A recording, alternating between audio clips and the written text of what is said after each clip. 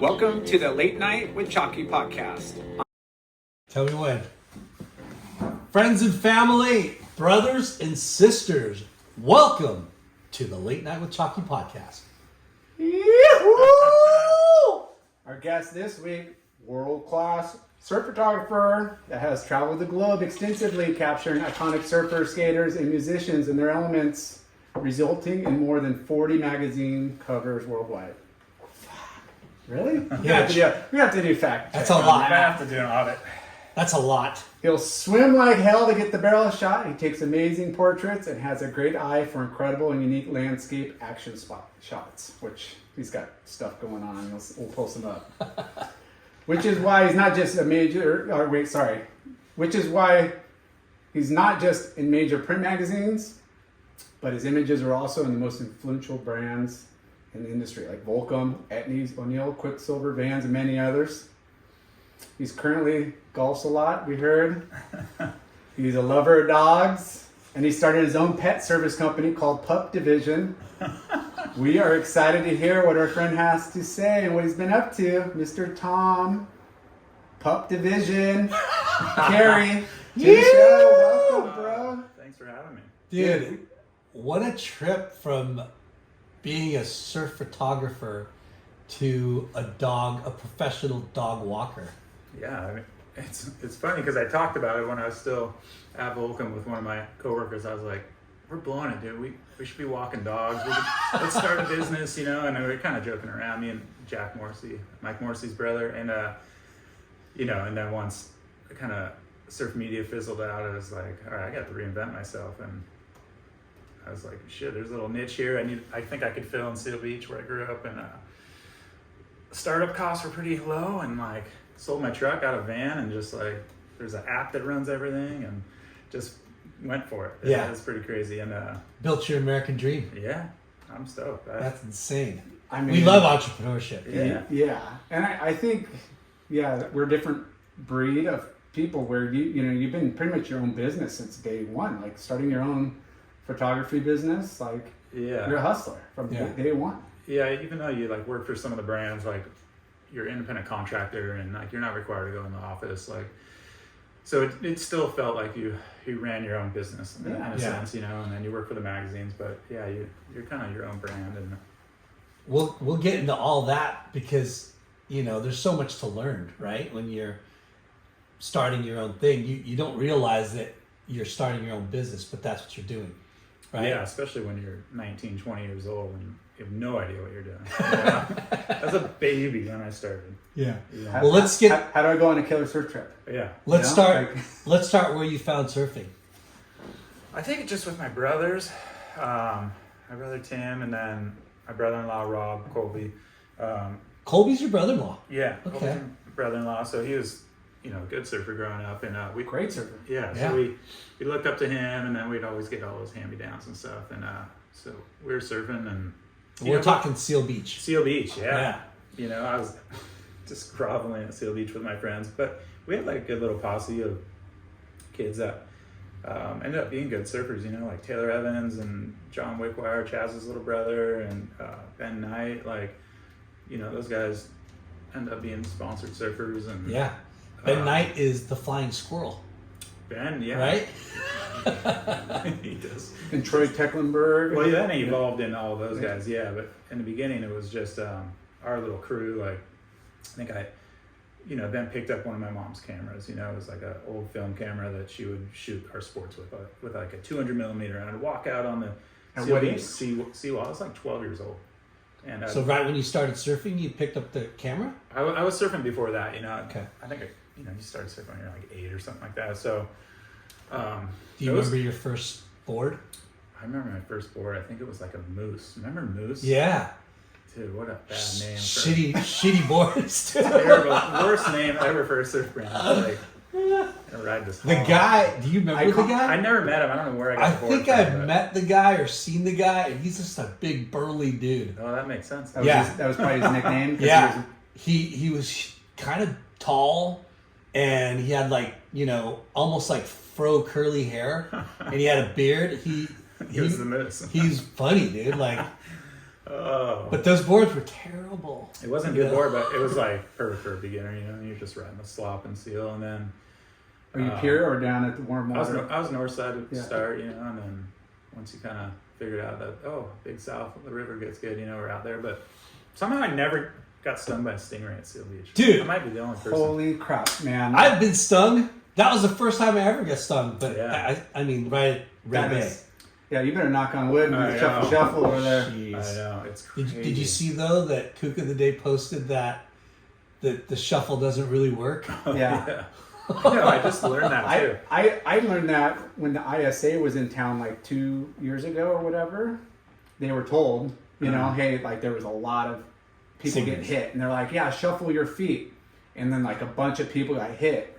So then like they started going out, like jabbing the nose of their board, like in front of their feet, like, you know. That's what I'm gonna do. Yeah, so Yeah. you would just kind of stab the sand like in the water until you got deep enough to where you could jump on it. Like, but that's Great tip from JLR from Yeah. late night right now. yeah. Anyways, but Maybe that get a walking stick or something. Just like, well, that's yeah. no, they're so bad there. I've seen video of like them dredging like First Street Seal Beach, and for like environmental studies, they're like, all right, let's see how many stingrays, and it was like a net of fish, but it was all stingrays, like thousands and thousands of them. They're like, oh my god, we kind of underestimated how many are out here because it's so warm and from the runoff, and Yeah, you can't tell they're there until they move. They're like, let's blend in. They're gnarly. it's Dude, funny. That place is so dirty. I mean, we would get so sick as kids. Yeah, Like the runoff. Dude, I used to surf there. I never got sick. I don't know just why. ear infections and sore throats, but I feel like now I never get sick. I think that's why. I had two. You don't surf there anymore. Yeah. I had 2 But- sinus surgeries from surfing dirty water my whole life. Yeah, gnarly. I'll People tell you have years. that day that I got zapped, first day ever, I'm pushing my daughters on a boogie board and oblivious to like Ray Bay, right? Yeah. Like, I mean, I knew about it, but I didn't think, it never happened to me all my years. Oh yeah. So I'm like out there and then zap, I get stung. And I like walked out of the water, and as soon as I like touched the sand, it just, the pain was agonizing. I can see grown man cry. For Dude, sure. I pretty much was crying. Yeah. And it was crazy because I got taken to Doesn't take much, but yeah. the lifeguard station. makes a grown man. Shut up. Lifeguard station. And dude, all these tents, right? It's summertime. Uh-huh. And it was so funny. There was like 15 people Oh, that's all with they do, their right? feet in the bucket. Yeah. And this one poor guy, dude. Okay, one kid had 2 buckets, both feet, right? And then this Double other, tapped. this dad, he wasn't even in the water. He was like playing with his kid and like fell down and put his hand on the shoreline and got zapped in the shoreline on his hand. Oh, they'll go in like millimeters of water. Like, you think they're Where do they in, get all the hot water though? Like the lifeguards. oh, they have buckets. They yeah. have like those like Instapackets or something that like Yeah. God. boil it in the bag. Thank God though Christ. that you know, it's only happened to me twice, but oh my gosh, dude, Yeah, I'm excruciating. Knock on wood. Yeah, Yeah. you're lucky. That's Bring funny. those great. Bring back the little baby whites. They were chowing on them. on. Yeah. Yeah. That's exactly what they're doing. So Seal Beach, surfing. Who's your rat pack with? Like who are the guys you surf with? So it was Taylor, Evans, John Wickwire, Terry Junkins. And you're all Those around the were- same age and Yeah, I mean, I feel like once we really got into it, like those guys were super into it, like doing the NSSAs and stuff. And I never did that. I was playing other sports, but you know, I love surfing probably more than all the other sports or whatever. But that was their main focus, and so they were getting good at surfing, and then through their NSSAs, they were like, you know, we'd have like Brian Conley come and stay at like Taylor's house, and you know, we like lived at each other's house back then in the 80s and stuff. You're like, you're never home, you know. You're Yeah. like spending the night at your buddy's house. So like him, like John Robertson would come. So we're always like in those same circles, and you know, I don't know how, but like just one time I was like, oh, these guys are here. I'm gonna pick up my mom's camera or something like that, and how rad. So like 12 years old. or you know what it was. I think I borrowed a friend's camera at first. This kid Matt Thielen, and I think they were a little wealthier, so he had a really nice like autofocus, one of the very first autofocus cameras. And I walked out on the seawall with a little 300 millimeter, and like, you know, you're getting wet a little bit. The camera wasn't, and I was just getting rad shots. Everyone can go right, and the open pier bowl right in the pier, so you're getting some cool photos. I was like, oh, this is fun, you know. Ran down to like Was it 1 digital hour by photo. then? No, this is okay. not So even you're close. Yeah, so- this is like brand new autofocus systems just came out. Where you know? where was that? This is at Seal, you know, and so you'd like run down to 1 hour photo, you get the stuff and like scrounge with like $6 to get your stuff developed, and then you're like, oh fuck, these aren't half bad, you know, like Yeah. and everything was auto, so a dummy kind of could do it, you know, but from then I was like hooked, like it was instant. Yeah.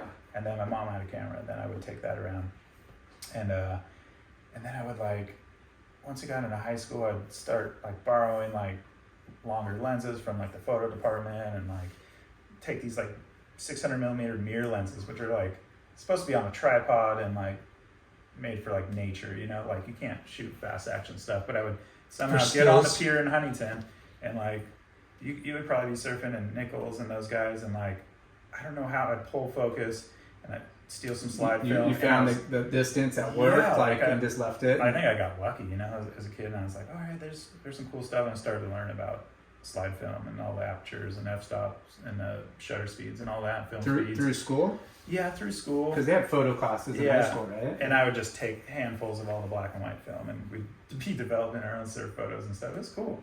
So it was super organic, like the way it all started. Did like that first like role you developed, were you just like blown away on the action shot or the colors? Like what would like sucked you in? You know what I mean? Like just the photo itself. I think you're like the stoke everyone was getting. So know? so like, you're feeding off the guys that yeah, got like the they shot. were They were- stoked. Like yeah. get to get a surf photo, like you know how it was back then. Like a surf magazine was like the biggest thing ever. You know, Yeah. like if you got a shot like in wave action or something as a little grom, you were so stoked, right? You're like, I made it. You know, Yeah. remember that. The like NSSA guides, and then just all those little Grom profiles they do, Yeah. like Yeah. Swagel would be down there shooting everyone. So Performers, yeah. like I remember like those kids like coming home with like after surfing lowers and like getting photos made by Swagels, you know, and like Yeah. I was like, whoa, this is so cool, and they were all stoked.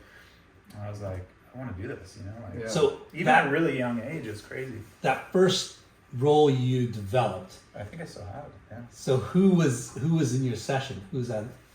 And like what shot or who was the shot? Who was the surfer that you were like, damn, I'm pretty good at this, or I can get good at this. You know, I think it was like Taylor Evans and Terry Junkins, because they were regular photos, and you know, they weren't like necessarily good photos, but like, you know, we were doing little turns back then, little Yeah. snappy turns, and I think it was more just about the stoke, you know, like Yeah. all of us huddled around looking at the photos, and like the guys being like genuinely like psyched, you know, and Yeah. that just like never left me, I don't think, you know. Yeah. But it's not easy when you're, you know, 13 years old, get your hands on a camera, right? For sure. So you just made with what you have, and But it's funny though, because when you think about like, you know, surfing, right? You want to be the surfer, right? yeah, And you know, you took to the camera, and now you're the photographer. it was funny. I mean, I think early on, I never had like aspirations to be anything with surfing. You know, I was still really into other sports, so What other sports were you playing? just baseball mainly and water polo. You know, and I did that throughout high school and even a little bit in college. But You Stead Muffin over here. Yeah. but you know, the photography never left. Like in my off time, I was still Yeah. shooting you guys, and I don't know, it just, I still like had this weird passion, even though I was playing sports and like trying to like, But you knew there's a way to make some money out of it, like, or were you yeah, just, if that happened, it was a bonus, wasn't really a It was- job? yeah, I think it was more of like a hobby. You see all these kids with their water housings and everything, you know, Yeah. they just really love it, you know, they like creating, and I think that's just where it was then, and you know, got to one point where I think my mom got me a camera. I must have been like 17 or 18, and she got me a good little camera, and then Colby helped me get like a water housing he was trying to, but you know, I had this first one made. I don't know if you ever saw it. It was like a plexiglass box, and it had like a 24 to 85, and I'd go out to Huntington Pier and like start. It was actually a really good setup now that I think about it, but it was the most rudimentary housing. This looks like a box and like it would leak. And There's like, only, I remember, a couple of guys that were making like, yeah, it was like hard to water find. houses. really hard, yeah, water housings. They're really hard. They were really hard to find And expensive. And expensive. Yeah, they were like $800, but that's a lot of money back then. And I got one made, and then I kind of started getting into water and getting little ads here and there. And then I think I got like What was your first published like photo? I think it was a gotcha ad in Wave Action of Taylor Evans. And What? yeah, That's funny. this is a funny story. And I think they wouldn't pay me, like give you product, give you some clothes. no, they just like wouldn't respond. And it was like $150, maybe $300 or something. I had like my rate sheet because, through Colby, it was like, He knew what that Quiksilver yeah, he was like, paying hey, I'm going to have you photographers. talk to like Rob Keith or something. And like someone like that sent me like a rate sheet. And so I kind of knew what to go on. Because it's only going to benefit them too. Like it's Yeah. kind of like an How old were you? known. Dude, I was like 17, 18 years old. Yeah. And so I had that published, and like it was nothing, it was such a little amount of money, but they must have been kind of going out. Taylor Evans wrote for Gotcha though? Yeah, briefly. Yeah, I don't remember. It was real briefly. He was really young, so Yeah. they wouldn't pay, and I was sending the invoices, and like I think I might have finally got a hold of someone, and finally my dad's like, fuck this, I'm gonna fucking call this guy. And he's like, can be scary, I'm like, Kirkshank. It's called Kirkshank. it might have been. And he got like accounts payable or someone on the phone, and a check was Where's there Michael? the next day, dude. Not joking. Check showed up at the house the next day after he got on the phone, like left some message. Or That's something. awesome. I was like, oh, thanks. He was pissed, like, Yeah. 'cause- and they like at first it's funny because my parents were like, what are you doing, like, and then they saw how into it I was, and then we finally got like a 400 millimeter lens, so you upgraded to that, and then a few photos here and there were like getting published. But I felt so limited even at that age with equipment, and I went to them, after a couple of years of just shooting Huntington and go down Salt Creek here and there, whatever. And I was like, hey, I want to take out a loan, like I want to get a bunch of good equipment, and I think I might have borrowed like 10 grand, which was a lot back then. Dude. You're 18 years old, going to your Yeah. parents and going, hey, can I borrow 10 grand? This is the only money I've ever borrowed from them. And I'll pay you back in like a year or two. And then I got that gear and was down at Huntington, like shooting all you guys like every day, like every single day. And then I paid it back in like 6 months. That's It was epic. That's crazy. incredible. And there's no Like- shooting back then. Go back, because that progression, you know what I mean? Like, you're a surfer, so you know the timing, and you watch your friends, you know how they surf. Mm-hmm. You watch these guys, and you're like, the best timing, or you know what I mean? And like you're talking about apertures and all that. How your first shot was in wave action, Yeah. and before you borrowed that 10,000, like how many more, like what was that progression? Did you get another shot in the mag? Did Yeah, you- I think I had some like ambiguous ads and stuff like that. It was pretty funny. And how are you getting these ads? Like just I submitting just the like photos, or was down at the pier every day, and I would just meet everyone. Next thing I meet like Jesse Evans, I meet like Brandon Tipton and the Turners and stuff, and like in that 2 or 3 years when I started to have a little bit of gear, like I was selling ads. I would sell like a Rusty ad because there's so many magazines. Remember there was Yeah. like 5-Star Surf, we got a cover, and and then there was Wave Action, and there was another one that was there was another one. There was like Beach Happy, right? And then Yeah. there was the big mags, which we haven't And the- got into there yet. And but- the industry is blowing up, and they Blowing up. Yeah. they want to use the same ad in all the mags, so they'd have to use like different Yeah. athletes, like you said, that kind of maybe the amateurs or lower. yeah. Lower. And you're working with regional mags pretty much. Wave Yeah. Action was kind of yeah, all at over, that point, but yeah, it was regional, but once in a while something would slip into a bigger magazine, and it just really blossomed where you're like just meeting everyone. I mean, it's such a big crew. How many good surfers were in Huntington then? Yeah. It's like you, Turners, Tippy, Jesse Evans, Mike Yeah, Byrne, Nichols and Wyatt. Nichols, and like, Yeah. and then like Troy Teckenberg and those guys, and like it was just crazy, and no one was shooting. Like Matty Thomas was the only guy, and then he like moved to France. Yeah, Brule would show up every once in a Yeah. while, and then so I it had would it all be to like, myself. yeah, I had it all to myself. There was no one. what a Relay was trip. the only guy, and he, like you said, he was like seldomly there, and like he wasn't very young, so it's like, and then Moyer would be there every once in a while. yeah, and he was even kind of but like, they'd be like more Newport, and Yeah. and Flame had like Salt Creek locked. yeah, But exactly. other guys would show up. I mean, it was yeah, you didn't want to go somewhere where you didn't, feel like you weren't a part of the crew. Like he just came in and there was no competition and we had a lot of talent. Yeah, there was no shortage of talent, You could go out any day out at the pier and there'd be like guys ripping, and the sun's always out here in the afternoons at least, and I'd swim in anything. Like every day I'd be in the water swimming. And so you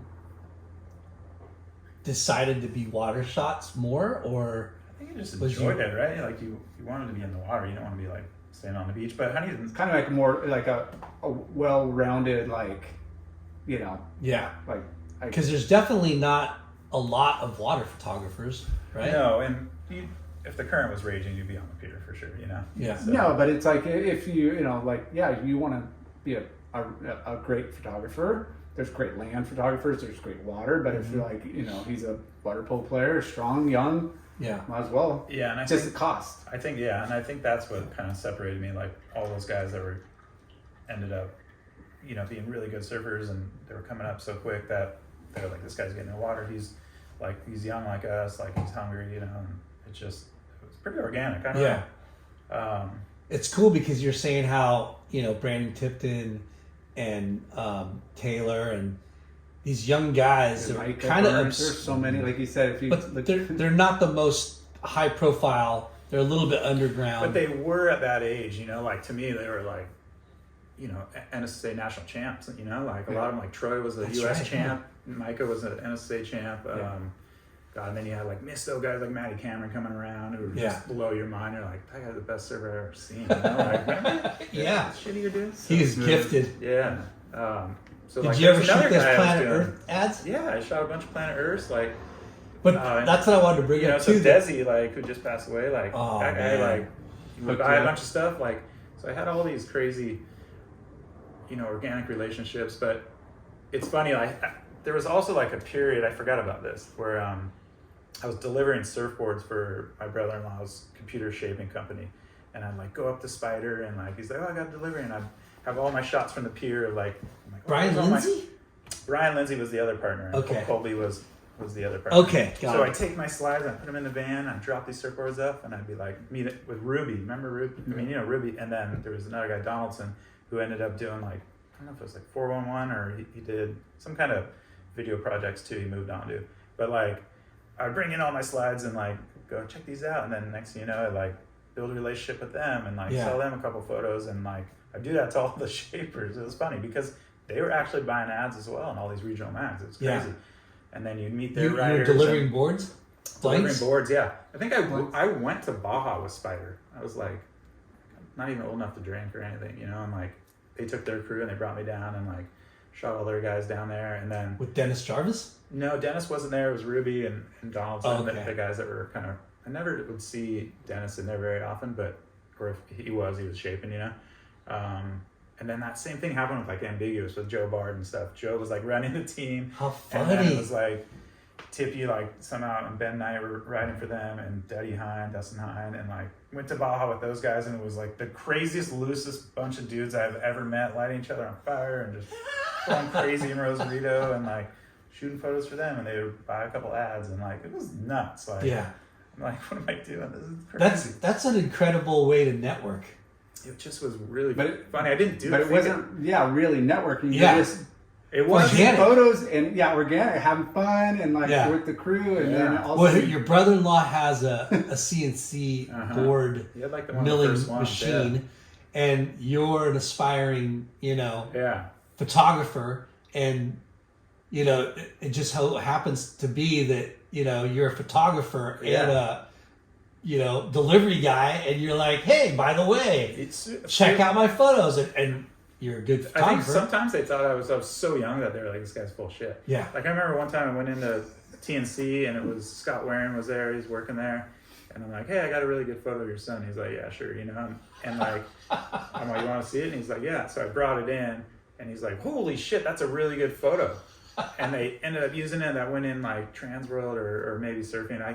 It's hard to remember, but they ended up buying that and paying good money back then for it, and then so there's another relationship you have. So that now you have all these people, anytime you get any of their riders, you just send them stuff, and they knew that oh, he's cool, he's young, he's easy to work with, he's not going to try and like screw us over. I was flexible a little bit. I tried to stick to my guns, but like people would be like, you want a board? And I was like, shit, I could use a board, you know? Like, Yeah, of course, dude. That's part of the industry. It's still a $450 board back then or something, you know? So it's the the surf industry's barter system. yeah.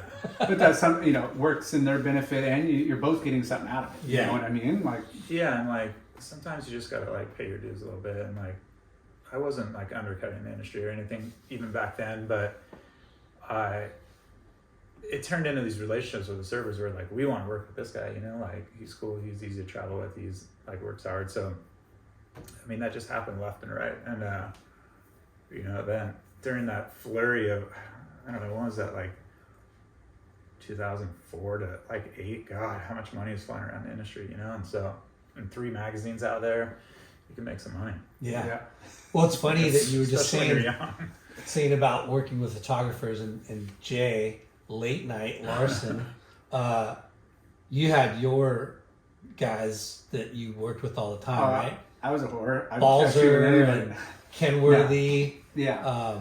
Yeah, it just depends on the time of year and where you're going. Like, winter time, I go shoot with Balzer a lot up in South Bay, and Flame down in Creek, and Rob Keith, and other guys. Because you're like the next generation photographer down. Yeah, his career, we did do a couple, 1 or 2 trips. I don't know, Indo or Costa Rica. Indo, Costa Rica, El Salvador. El Salvador. Holy shit! Yeah, we got to talk about that. But that was like, kind of my tail end, and you were just kind of getting kickstarted. Yeah. So we didn't really go on that many trips, but we had a couple fun ones for sure. Yeah. So like that's all influential, like just being able to like go on trips with Jay or whatever, then guys will see that and they're like, oh shit, like if he's going on trips with Jay, like obviously like you're good enough to to shoot photos with, because there's no Instagram, there's no way to like get your name out there unless you're like getting published, really, right? So yeah, I mean, you're definitely trying to work the ads angles, and then you're trying to work the magazine editorial angle. So that's what photo goes to who usually goes to the ad because they pay more than the mag, or absolutely. Yeah, because when you said you start working with certain surfers sometimes coordinate an editorial, or team managers, right? Create an editorial trip, and then you get included in those trips, right? Yeah, it seems like a lot of those team managers in the beginning, just doing little, I guess like mainly surfboard brands, because they had to have such a cool group of dudes, like that were pretty eclectic and with different clothing brands and all that stuff. So those things were fun. Do you remember your first like paid surf trip? I definitely wasn't getting like a day rate. That's for sure. I was like, you want to come along? I'm like, yeah. And then they'd buy a couple photos. I think maybe like the Ambiguous one or Spider one was probably my first, and they're both to Baja, and it was like just mellow, like as far as we're just going down there, we rented a house, and like that was it, you'd surf some crappy little waves or whatever, but I don't know, the bar wasn't that high yet for surf photography, so a guy could like chuck his fins out or do like a little flyaway air and it would get published, It was sick.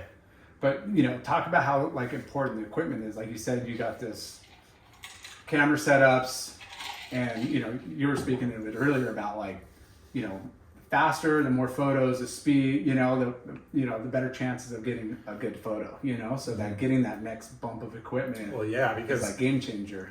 Yeah, because slide film, like you had to shoot on slide film, right? So back then it was like Velvia, that's 50 speed, and you needed a fast lens to like stop action, and you needed like your shit to be on a tripod, and I mean, just having the good equipment made it so much easier. I mean, trying to stop action with some of the crappy stuff wasn't easy, like you need to have some blur shots, or I don't know, it made life.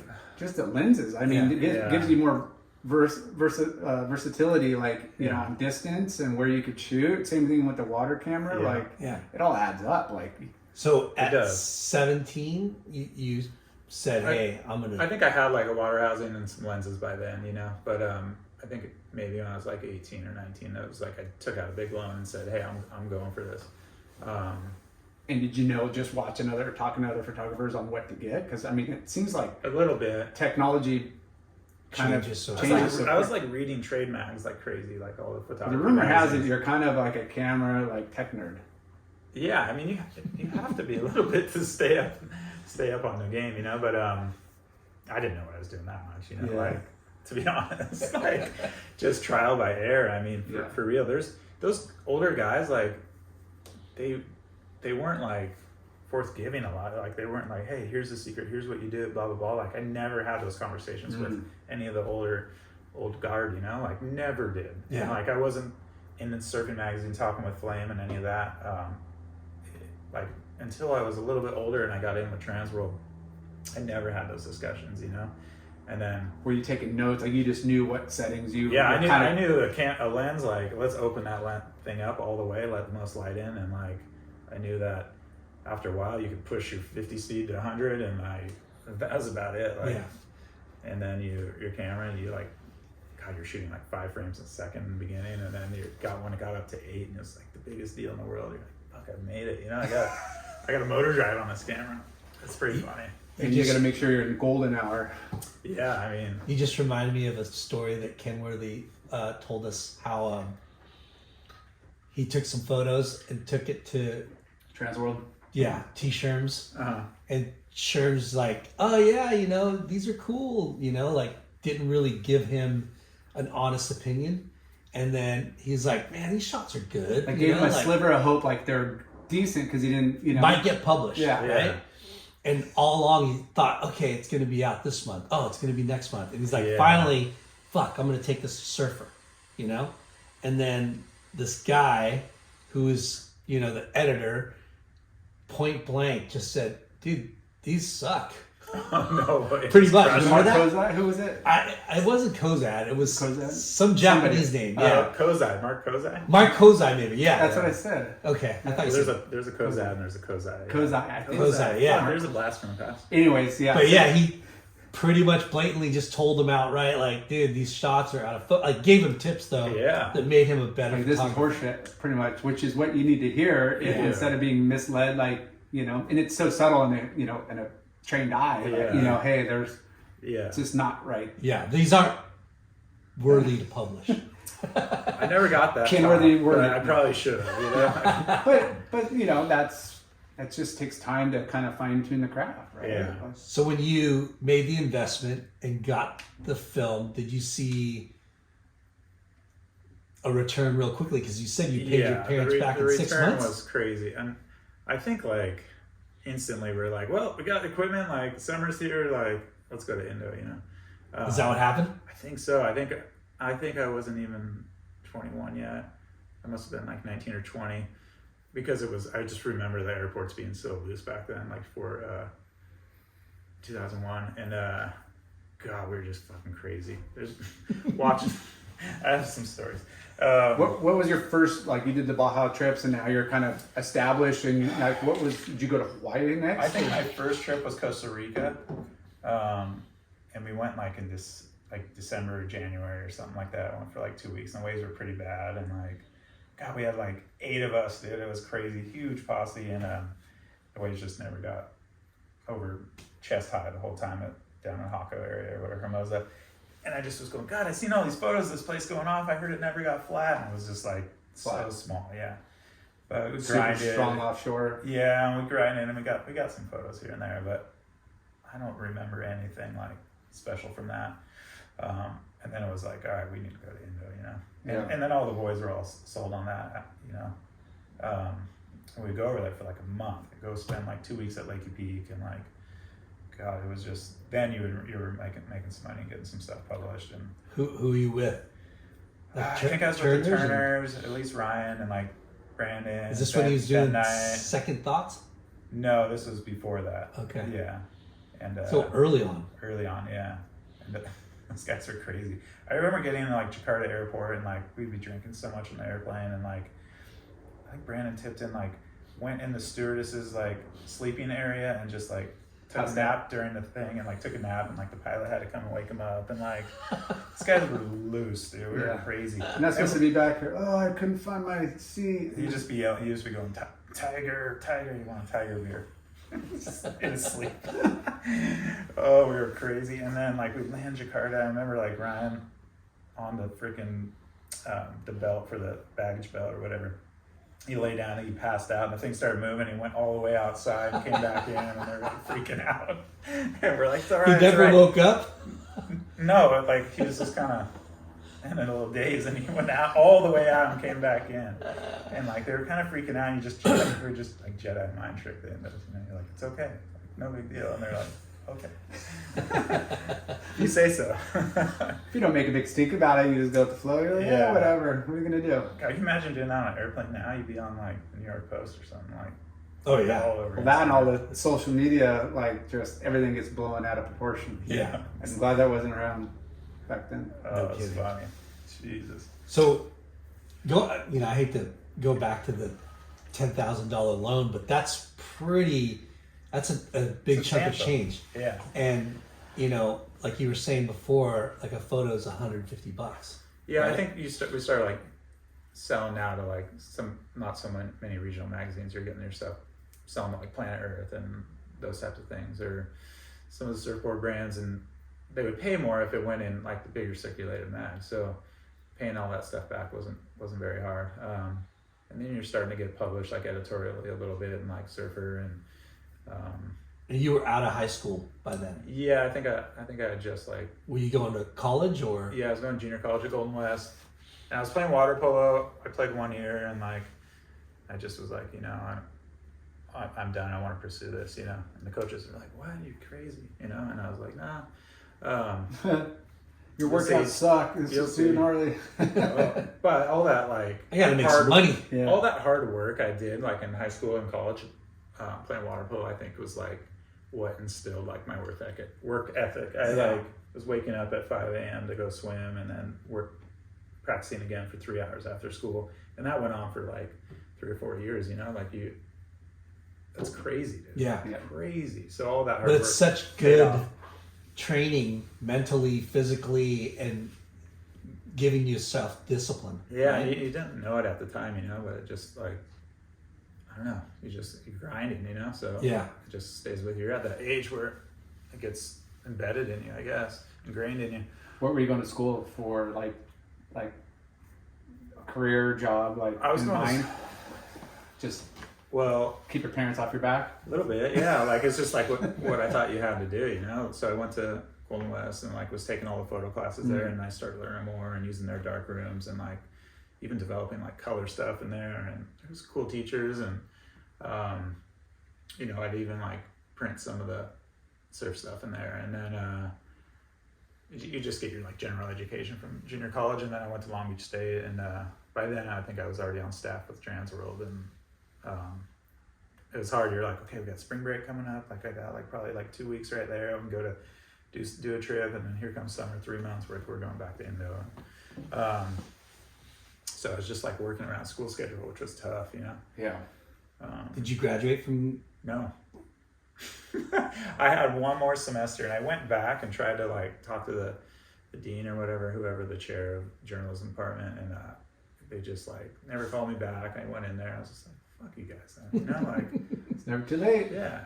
Oh, I think now those credits are gone, but No, you can still get them. really, My wife just finished. She went back to I school. don't have any desire to be honest, but I don't want to be that old guy in class. Yeah. So tell us about like.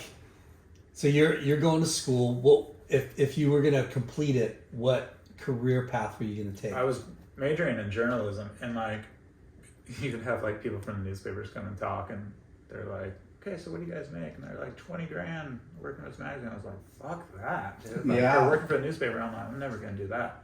That's gnarly. I mean, even then, that was not a lot of money. Like, I make that over spring break. Later. Yeah. Yeah.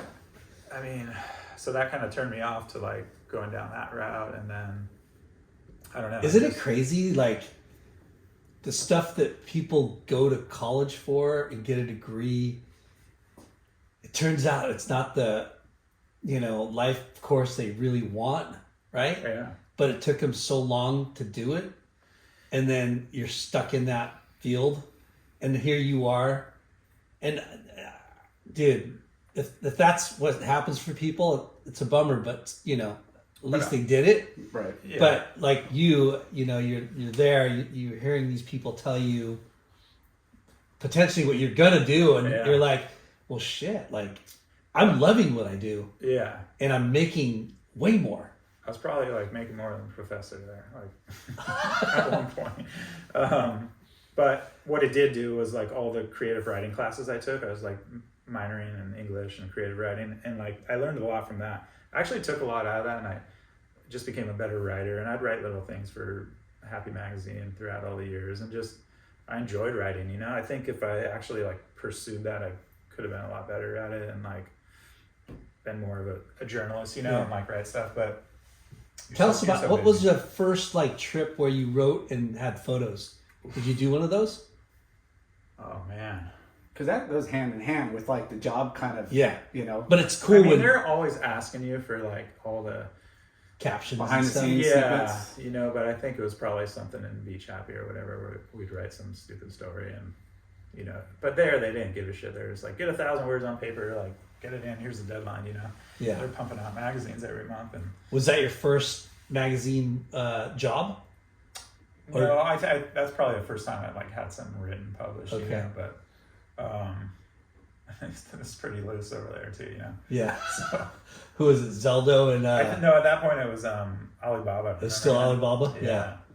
And then one of my friends ended up taking it over, a couple of my buddies, and I ended up working with them forever, you know. Yeah. Like, and it was just a good great little publication. Yeah, it was a good little paycheck here and there, and like I don't know, you like gave the stuff first to the birdcage liner. What was America's birdcage liner. Favorite birdcage liner. Yeah. Like that's funny shit, you know. Like, do you remember some of the shit they had in there? Beach Happy was sick. It was like the 10 gayest dudes in surfing. Like it was like you could not do that stuff now. It was like it was awesome.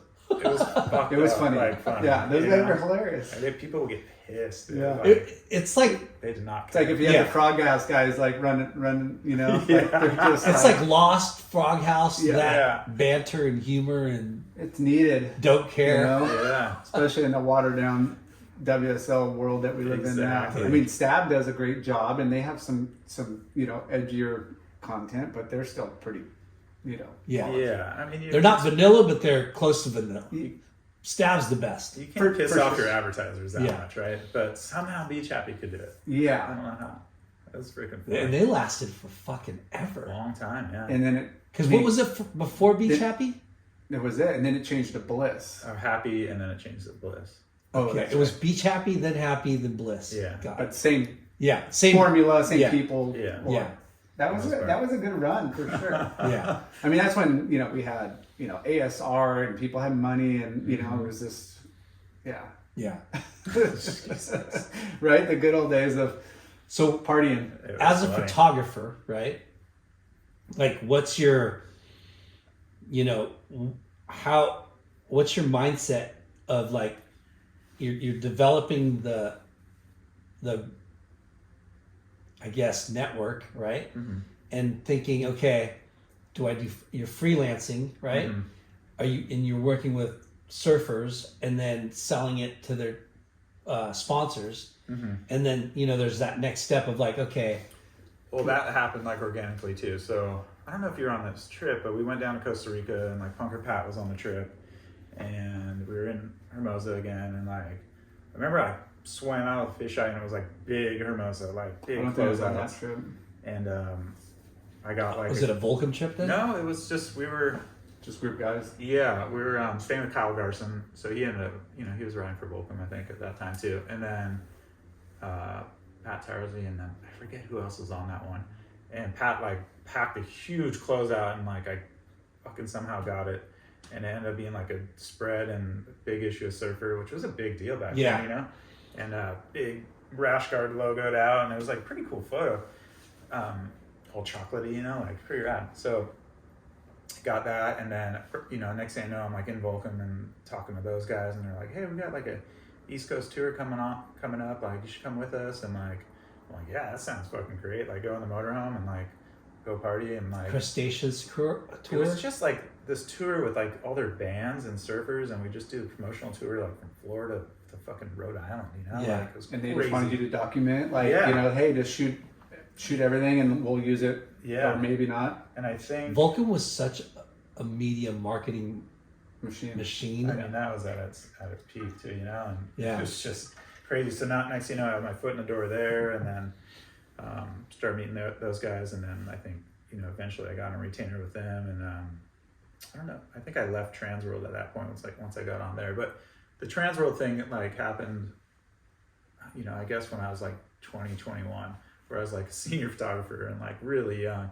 And I think I was getting paid like $150 a month and a little bit of travel, and then free film and developing. But the film and developing thing was huge because that shit was expensive. It was $5 even back then for a roll of Velvia or whatever, and then like $6 to develop it. So, you know, I was shooting a lot, so that crap could add up.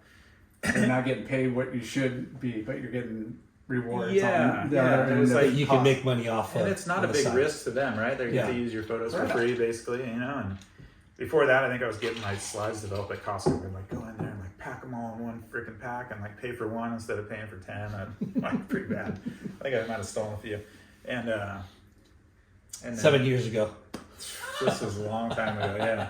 Statute And, limitations. Yeah, we're okay. So actually now you're going to a good lab, and they set up an account for me at that lab, and so like they didn't even ever check it or whatever, and you go down to Transworld and Sherm would give you a couple bricks of Velvia, and you're like, hell yeah, dude, I fucking made it, you know? That was a big deal.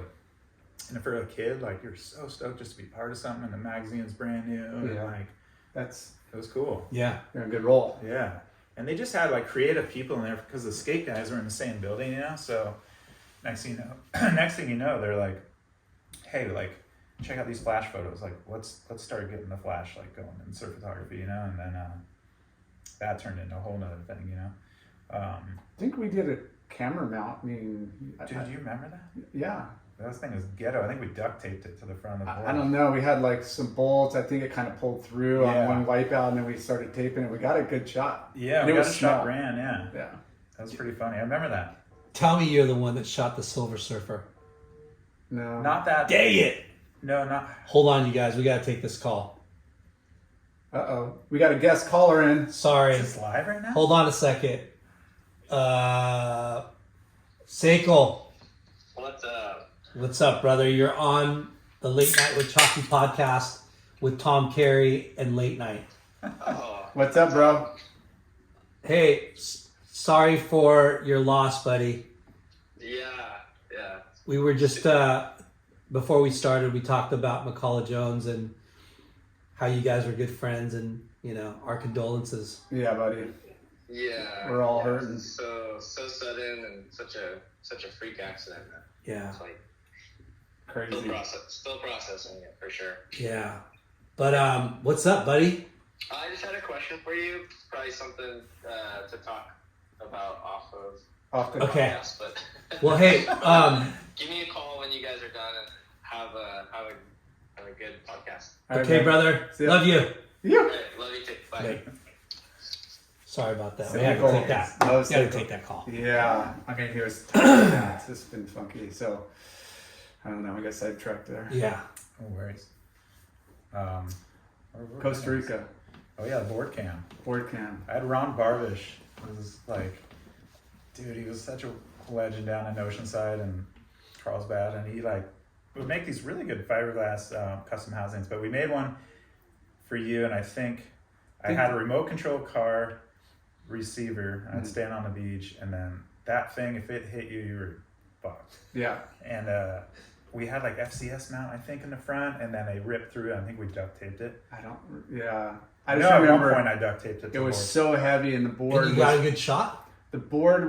Yeah. We made the board just, you know, tested how small can we get it, like, you know, because you need a decent sized board, not for the angle, it's for the weight and like how to stand, because you have to. It would just pearl if you know. It was It dangerous. was a heavy camera then. Heavy. Heavy fiberglass with like a metal like mount going around it, and then like the wires coming out for the remote. But it worked really good. Like it would fire off from freaking a mile away. Those remote control car receivers are pretty good, but You're pulling the closeout barrels. And it it's was like, intricate what the guy built. But yeah, he'd pull in a little barrel in Costa Rica, and it was blue, and like he had a rad like drawing on the board. I still remember it. Yeah. And it shoots vertically, so it like makes the wave look all bigger, and it was sick. It ran. And then I've had a couple shots ran with that thing, but it was dangerous. Like, Yeah. if that thing came back to hit you in the head, you're going down. Yeah. For sure. Yeah, You would get the shot. Yeah, I think we only caught like a few waves. Yeah, Like, I think it just ripped out at that point. And Yeah. we were like, okay, hopefully we got it. We did. yeah, we got it. I'll pull it. I have the photo somewhere. Yeah. For Yeah, sure. I have it somewhere too, I think. It's just crazy you would lug that thing around on trips. Like, God, it's fucking, how much equipment I do. Well, that's what, we're both taking risks. You're always trying to get something, do something different, and it's worth, going for it. Yeah. Why not? Yeah. Whatever. So you were working for Transworld first, that time, yeah. and you said you were only getting $150 a month. I kid you not. I think in the very beginning it was 150, and then it got moved up to like 300. And I was like, all right, woo. And then, But you were freelancing. so I was like on retainer with them. I was actually like a senior photographer, and I was like, I think probably 20 years old. It's hard to remember all that. But making a little bit of money, but probably Getting free film film and all that, which is the expensive Yeah. part. And then which is probably like $1,000 something bucks a month. Going Oh through. yeah, easily. So that helps. And then Mhm. now you're just like, you can say like I work for Transworld, Yeah. Like, it was a big deal, and everyone, God, during that time there was like this middle class, like the hardworking middle class surfer, that was getting like we talked about this five a lot or on the podcast. five or It's not- six sponsors, and it all add up, and next thing you know, you're making 30 to 60 grand a year or something like. Surfing. And there was a lot of guys like that, and Yeah. like they were good surfers, and that all vanished later. Yeah. That's another story, but it was like, But these, It was- all it was rivers. These radical, were like yeah. the best of the best in the region or their town or like, Yeah. and Yeah. it definitely pushed the needle for like those local shops and having that influence. And we talk about how it's so one-sided, right now. it is. I mean, I think when, I don't know if you want to go in this, but I swear when like Nike came around, it like pushed all those guys out, and because they had to start paying their top guys more, and then they're like, all right, we'll get rid of all the middle of the road surfers, and we'll keep the Groms and the top guys, and we'll pay them more, and the Groms don't get paid anything anyway. So that whole middle class just got wiped out, I feel like. And then like shoes, like your Audios and your Etnies and all that, DVS, they're like getting pushed off shelves and all that, and you're like, well, there it went, And then just for the Nike to back out of the surf industry like a couple of years later, and Creating the vacuum. yeah, and it's like, It's never rebounded. Yeah. I mean, it's America though. That's just like, you see that Greed. with everything, Yeah. Power, takeover. It's Yeah. You watch the stab how Surfers surfers got get paid. I didn't watch it, but You gotta watch it. It's pretty amazing. But it's crazy how the what you just said, like who is the main sponsor, right? Mm-hmm. Like in skateboarding, it's kind of stayed the same. Mm-hmm. Like in the beginning, it used to be the boards, right? Mm-hmm. Because you would get royalties off the boards, and then shoes were huge, right? And then your clothing sponsor would be like whatever down the Yeah. line, and then all the other accessories. And surfing, like in our time, it was the clothing brand right. first, and you didn't really make money off boards ever, right? Like maybe if you had a model, I don't think anyone made money off Yeah. boards, yeah. and then they might have got like travel fund or whatever. Yeah. Who knows? Some But incentive. but it was clothing, and then shades. The sunglasses were freaking gigantic sponsors, and then Energy drinks can. shoes were gigantic sponsors, Yeah. and then energy drinks now. Yeah. So it's such a trip. Yeah, a guy could have a board if you go ahead, if you go down your surfboard, it's like clothing, sunnies, wetsuits, shoes, energy drink, surf shop maybe on there, and then your traction accessories. Yeah. Right? Like you could have a lot of sponsors. You It's can pretty have a lot of crazy. sponsors. Yeah. Yeah, It was look great. at it. It pillows or Gabriel boards right now. They're like, I swear it wasn't that uncommon when we were like No. doing it. Yeah. it went from having a ton of stickers to like a couple sponsors wanting the whole board. Remember, like Quiksilver's like, we're doing shoes and sunglasses and watches. You can't do anything else. Or you're head to toe. Head to toe. And then now it's kind of come back to where, that's what pisses me off about Nike. Like, it sucks because they did it in the skateboard industry too. Yeah. Like, and I've said this before. Like, when I worked at Podium, I worked there for 6 years, and that whole time I was there, DVS was number one. You know, and we happened to sponsor the skate park at Tampa, right? And the Tampa Pro, the Tampa Am, it was DVS that sponsored it for years and years and years. And then when Nike started, you know, coming up, we paid, I think we paid like 60 grand a year, which is a lot. Yeah. But Nike came in and did like 250 G's. Yes, because they wanted to appeal to like the core audience. You're like, what's more core than the Tampa Prime? Yeah. Whatever, you know? So It's let's just throw a bunch of money in and then we'll be core. And like, I don't know. We'll do this for a couple of years and We'll maybe back we out won't. after we fucked everything. Yeah. So I'm not like I'm bitter or anything, but I just felt bad for a lot of my friends that like just got pushed out, you know? Yeah. And then I was able to stay in, and I was working for a core brand like Volcom or whatever, so it just sucked because you build these relationships, and some of these guys I was like best friends with, and you just didn't get to see them that much anymore, you know? And like, especially once I was working for Volcom, I was like shooting their guys, and it was hard to kind of go out and go on trips with other guys, and it sucked. That was like the shittiest part for me. well, now it's like you look at half the guys on the qualifier, the whatever the Challenger series, and there's no stickers on it. Yeah, There's right. a lot of them. Like you know, like not even accessories or a sunscreen or glasses. It's like the shaper, and then that everything. It's like, wow, you can't even like piece together like a handful of smaller. That you know, Callum Robson didn't have a sponsor. Yeah, and those guys are like better than your kind of like regional guy. Like these are like Well, they made it on the CT. That's pretty fucking for sure huge. No, there's no lack of good surfers out there, I'm sure, especially from Australia and Brazil and all these places. You're just like, fuck, is there enough pie to go around? Like, how big is my little sliver, you know? Yeah. So do you remember like your first cover and what mag was it? Because like that's I mean that's like it's one thing to get full page, add this and that, spread, but like the cover just as a surfer, like fuck. Of the big mags, I think I wonder if the one of me and you with 5-Star Surf, which is like the Huntington local mag, might have been like the first one, but but that wasn't like was that air, frontside air? Frontside air, like super tight off the pier.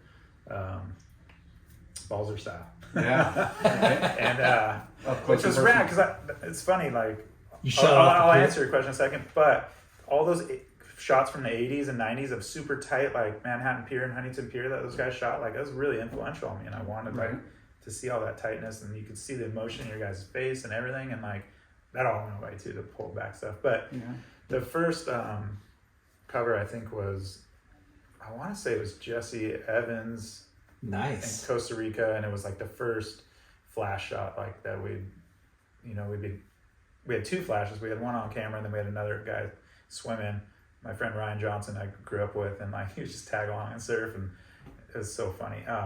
And like that was the first one. They were like waiting like till we had something really cool to like let that cat out of the bag, because they just didn't want like everyone doing it or whatever. And the flash? Yeah, I mean, not that guys hadn't shot on camera flash, but we started to get like slaves in the water strobes, and I think they were smart about it, like, and then that was a skateboard photographers doing that first? Yeah, I mean that's how skates shot, with all multiple flashes around like a rail setup or wherever.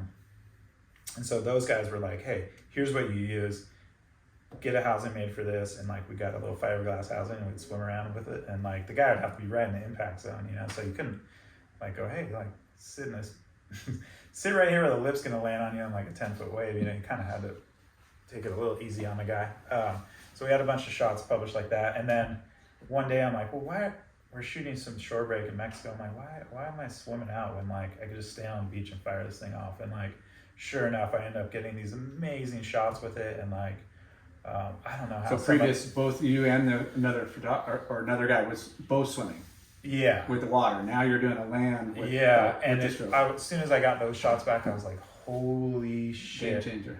Game changer. And then like, I cat was out of the bag with that, and he saw like Dustin Humphrey doing it and doing like leg strobes and like all this stuff. But that was the first time Mike Morrissey swam out with this thing. He was all drunk and like in the shore break and just fucking around, and there's little wedges, and I think it was like Nate Yeomans and Mike Lawson. We got some crazy photos. I was like, oh my God, the potential with this thing is like through the roof. How exciting. It was cool. Yeah, what a trip. Yeah. And what a trip to hear that it takes two people. Yeah. One to take the photo and one to do the flash. And the technology or you both have flashes. started to get there too, right? Like the technology caught up where they had these radio receivers and transmitters, and like they had rubber, thank God they had these rubber antennas so that you could put an O-ring around it and like slide it through a housing, and like the thing didn't work half the time because line of sight wouldn't be good or something. And you're dealing with water and ocean spray and all this stuff, and like, fuck, it was hard. Like, so hard. You're like, why isn't this thing going off? And the surfers would be like, what happened? The fucking didn't go. I'm like, thinking I missed the wave or something. I'm like, I'm watching this whole time. Yeah, And, JJ. What up? What's up? You guys finished? No, we're still going. Oh, still going? Yeah. Say hi to Tom. What up? What's up? So funny. Yeah. Water polo. We were just talking. Tom played at Golden West, dude. So yeah, I mean it was just funny. All the surfers like, did it go off? Did it go off? You know, like for years that was always like, did it go off? And how they funny. were just yelling at each other. So you know, hated. like, oh yeah. And that lights, or flash, whatever.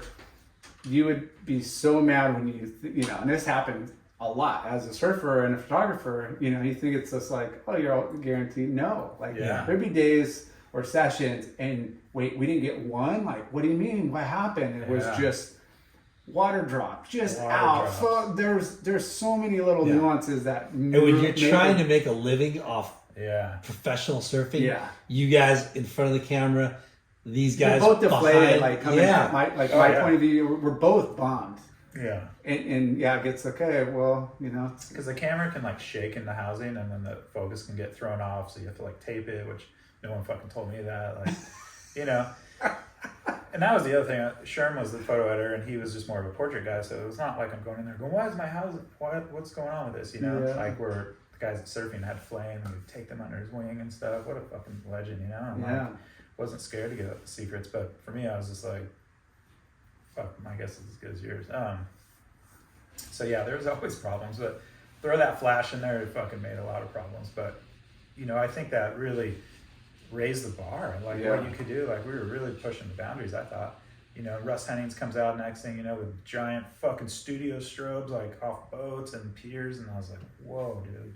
That shit's crazy. And then people started fucking lighting themselves on fire. Yeah. Bruce Seriously, and Jamie. Yeah. Like there's only so much flares, you can do like in the ocean. Can you imagine paddling out with a freaking flare going off the back of your board? Like that hit your foot, you're freaking melted. You're melted. It was crazy. I mean, it's funny because that evolution, like when I kind of like at the end of my career, we started hanging strobes off of drones. And we were doing it in Hawaii, and we got a couple of the most crazy photos I've ever taken, like where the whole water just looked like it lights up from above. So like now the whole wave's just like this turquoise blue, and you can see kind of iridescent, like it's fucking unreal. But let's talk about hard, right? Yeah. Like that shit was you're flying strobes off a drone. Yeah, so now you're like relying on the drone driver to like get anywhere near it, and like this thing's like swinging down there, and you're like. And I'm like, do like a wheelie, so the thing kind of points that way, like. We did it a few times, got some cool photos, but like the magazines were dead by then, so it's like, oh, it's on Instagram, and no one knows how fucking hard you went to get that shot. Yeah. Whereas like if we had done that during the print era, it would have been like the most talked about thing. And like, was there a trip where you're just like, I mean, there's one thing about just getting good waves in general, which does help, obviously, but was there like a trip where you're like, man. Like X amount of ads, X amount of editorial. Trip? Yeah, like you just walked away like payday. Yeah, there's one like when we were filming the Bruce movie, we were on the Etnies Trader, and Andy came along, and it was like Dingo, Andy, Kobe Averton, Gavin Besham, Bull from Bali. The gnarliest of gnarly. Like pretty heavy crew, and Mike Mealy came with me to help shoot. Mike Mealy? Yeah, he was a grom, dude. and we were up in the Telos and like Left Coast Novelties. Left Coast Novelties. Hook us Shout up, out. check 'em out. Shout out. And They hooked us up. yeah. So we were on the Telos and like Andy's at his like prime during that, you know, Yeah. like how rad is that though? It's like we filmed this gnarly Volcom movie and Andy's along on it. Yeah, I'll go with you guys. So scored up there and like, fucking, I mean, you're coming home just going, oh my God, I'm gonna sell so many photos. And then we had a couple crazy sessions with the Flash. Got so many covers out of that of Bruce and stuff. And this is the Mentawise. yeah, we're in the Telos and Mentawise, and the waves weren't like perfect by any means, but we were like, That's perfect. but getting some good sessions. We're Yeah. like, you don't need that much with those guys. A couple of really good sessions, you're fucking stoked. And that dynamic between the brothers was gnarly, right? And they pushed each that, other. that was a good trip. Like they seemed to be getting along on that trip, and fuck, we just came home with the goods. It was crazy. Yeah. I think we made a lot of money. But that wasn't like the goal back then. Like you just wanted to make sure you like the work they're putting in is like that you're there to cover it and make sure you don't miss anything and do your job, right? Yeah. It's funny because when you're passionate about something and, you know, the money is important, but it's secondary to like Experience and the effort that you put in it and the output that you get, the results that you get, the photos that you get, you want those to be the best because that's what gets you the money. Yeah, and it's like your name, your brand, you know, and like you still got really stoked to see stuff in print. You know, like when that magazine showed up, you're like, no fucking way. Like even at the end, you know. Did you know right away when they're running like a shot, or would they kind of keep it like under the radar? Sometimes a lot of times it's under the radar. They Because try. they didn't want to like. Yeah. So when you left Transworld, you started working for Volcom exclusively? And then I could submit to all the magazines, and then Some surfing, surfer, whatever else running, and you know anywhere, everywhere. so then it seemed like So I was they working, got you on retainer now. Yeah. But then you're also free to shoot other people, create other... I mean, I could dabble a little bit. I had to be careful. But you know, if you're in Hawaii or something, you're gonna shoot everyone, or on trips and other guys are surfing, you're shooting at everyone. And then I was just kind of started working a little bit more with Surfing Mag, and Flame was still there. I think that he wasn't doing that well then. And then it was like Evan Slater and I forget who else was working there. Those guys were rad, you know, they were just welcoming, like, fuck, like, you're with the biggest brand in the world right now, the hottest brand, not biggest, but hottest, and like, the world's hottest server in Bruce, he's coming out with his movie, and like, fucking Andy's world champ, and like, you're coming up to us with like, I shot like 200 fucking rolls of film, dude, in like 2 weeks, like, it was just crazy. And there's like, tell us about the perks of working for Volcom. Getting this, did you get to stay at the Volcom house? Yeah, we stayed at the Volcom house every year. It was really crazy in the beginning. I mean, I'm really young at that point too, and like, I remember like going into the house, the old house, which was Benji's old house, right? And I'm, like, that on was the couch, first and Volcom it's like, house? yeah, and I just got dropped off, and it's like empty, and like no one's in there at that point. And I'm sitting on the couch, and the first person I meet is Kala, and he's like, you know, just like, what's up? And I like stand up, hey, I'm Tom, nice to meet you. And he's just like, call, you know, where's this guy? And I'm like, oh, I don't know, I just got here, you know. I was just like, fuck, welcome to North Shore, you know. Yeah. First, because I didn't know. Hey, please don't hurt me. Too good. I'm Tom Carey. Please don't hurt me. Fucking don't kill me, dude. Those guys are so intimidating. You get this shot, or you're freaking. Yeah. Oh, man. Kala, don't forget. Guys, they're actually really nice guys. All of them, like Borg is fucking rad. I talked to Borg the other day. Yeah. They're all good dudes. It was like unless you cross their path wrong. Yeah. But I mean, dude, like Volcom and those Hawaiians, they owned it. They owned it. It was cool, you know. I kind of like wish I put a little bit more time in there, you know. Like I was being from here, you're like scared of those fucking big waves. It isn't hard. It took me a while to get used to like swimming out at some of the spots there until I was a little bit older, you know, like just knowing how to like navigate the reefs, I guess, and like what positions you could put yourself into out there, and like how not to get flogged, and like, and then not in the way of the other 15 That photographers was that are the all thing battling. too, Yeah. right? Like there was a pecking order, and I was at the bottom, So That's took me so a while to crazy. work my There's a way up. pecking order in the surf for surfers and a pecking order for photographers. Yeah, I mean, like Scott Eichner was a fucking bulldog out there, dude. Those guys are swimming out heavy, And like, Aaron Chang was. I out think there. he was at that point. He was doing other stuff, Yeah. maybe, but you had like, you're like Jeff Flint, like who else? You had fucking.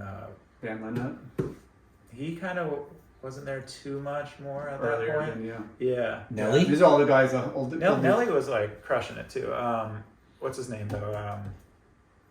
Fucking Hank Photo, out there. Like those guys are intimidating, dude. Like when you're a little grom, these big old tatted dudes and shit. You're just like, what? Yeah.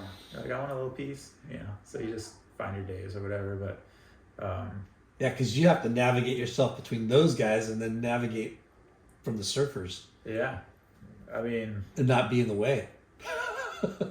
Yeah. Right. I'd be like, oh shit. that's pretty good. Dude. Not fucking up things. What Yeah. What year did we go to El Salvador? 99?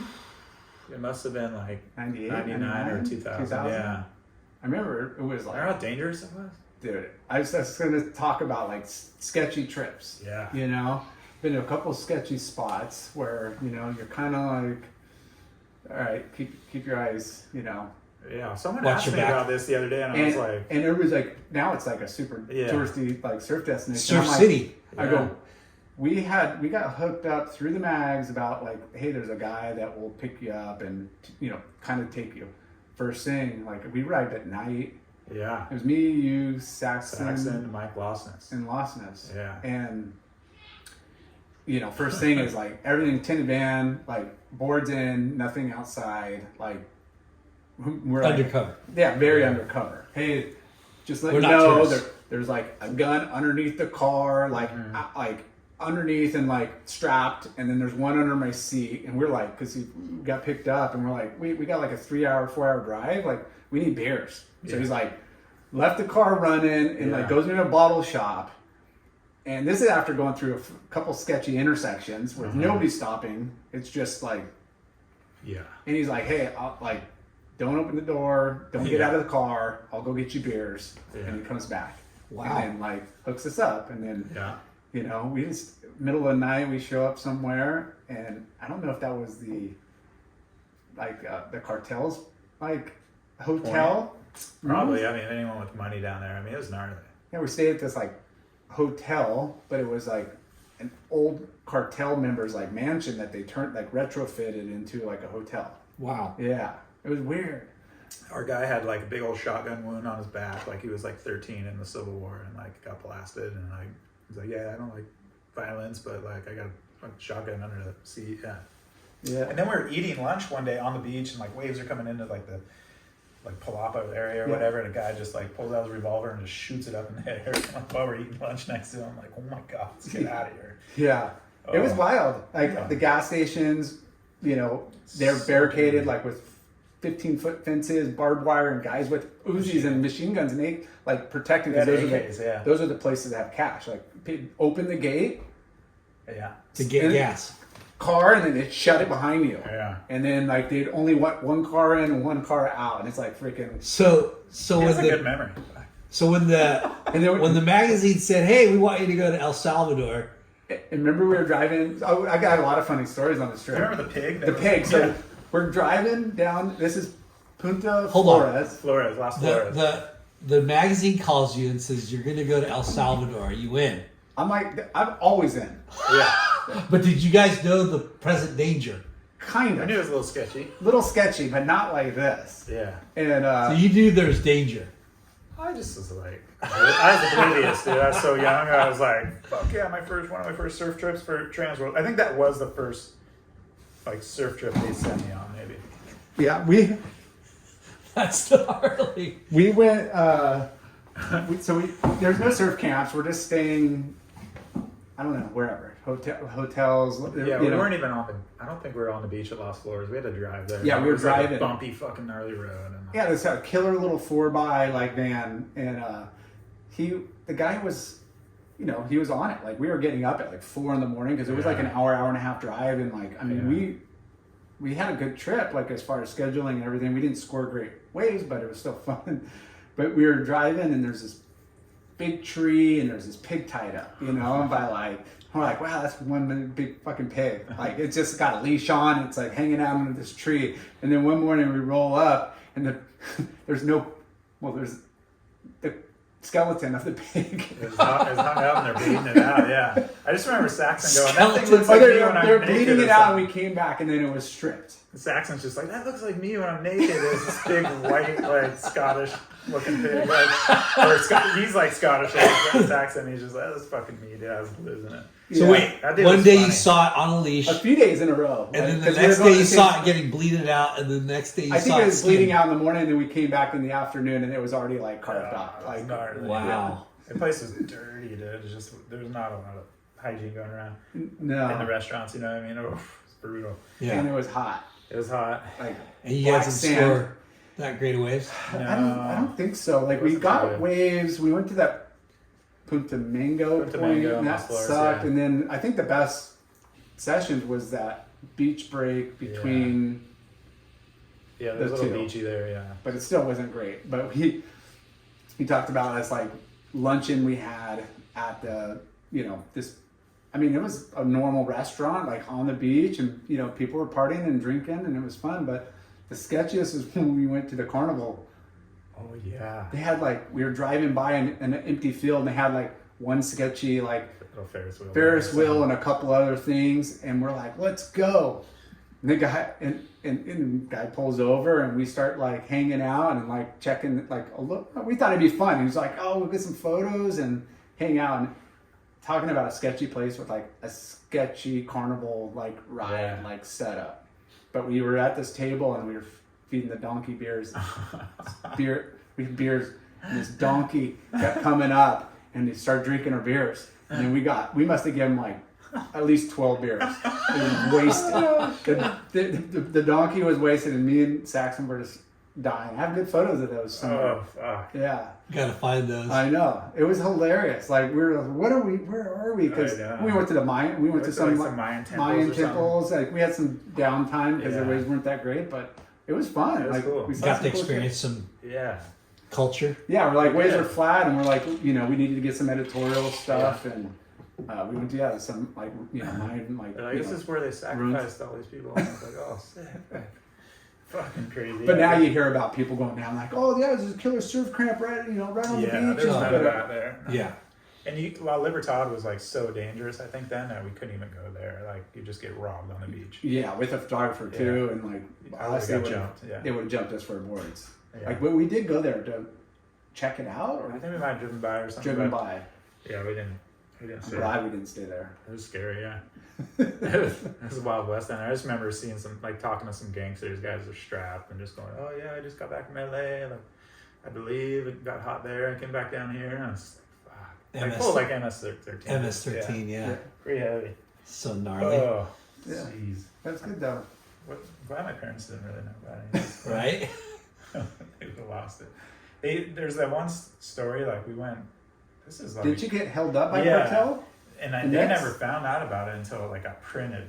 So we were in near Ziawat at a friend's house. They built this radical house in a secret cove, and it's really good waves in there, and it's just north of Ixtapa. And then we get there, and it's infinity pool, and we got food and drinks, and we're just dude, this is amazing.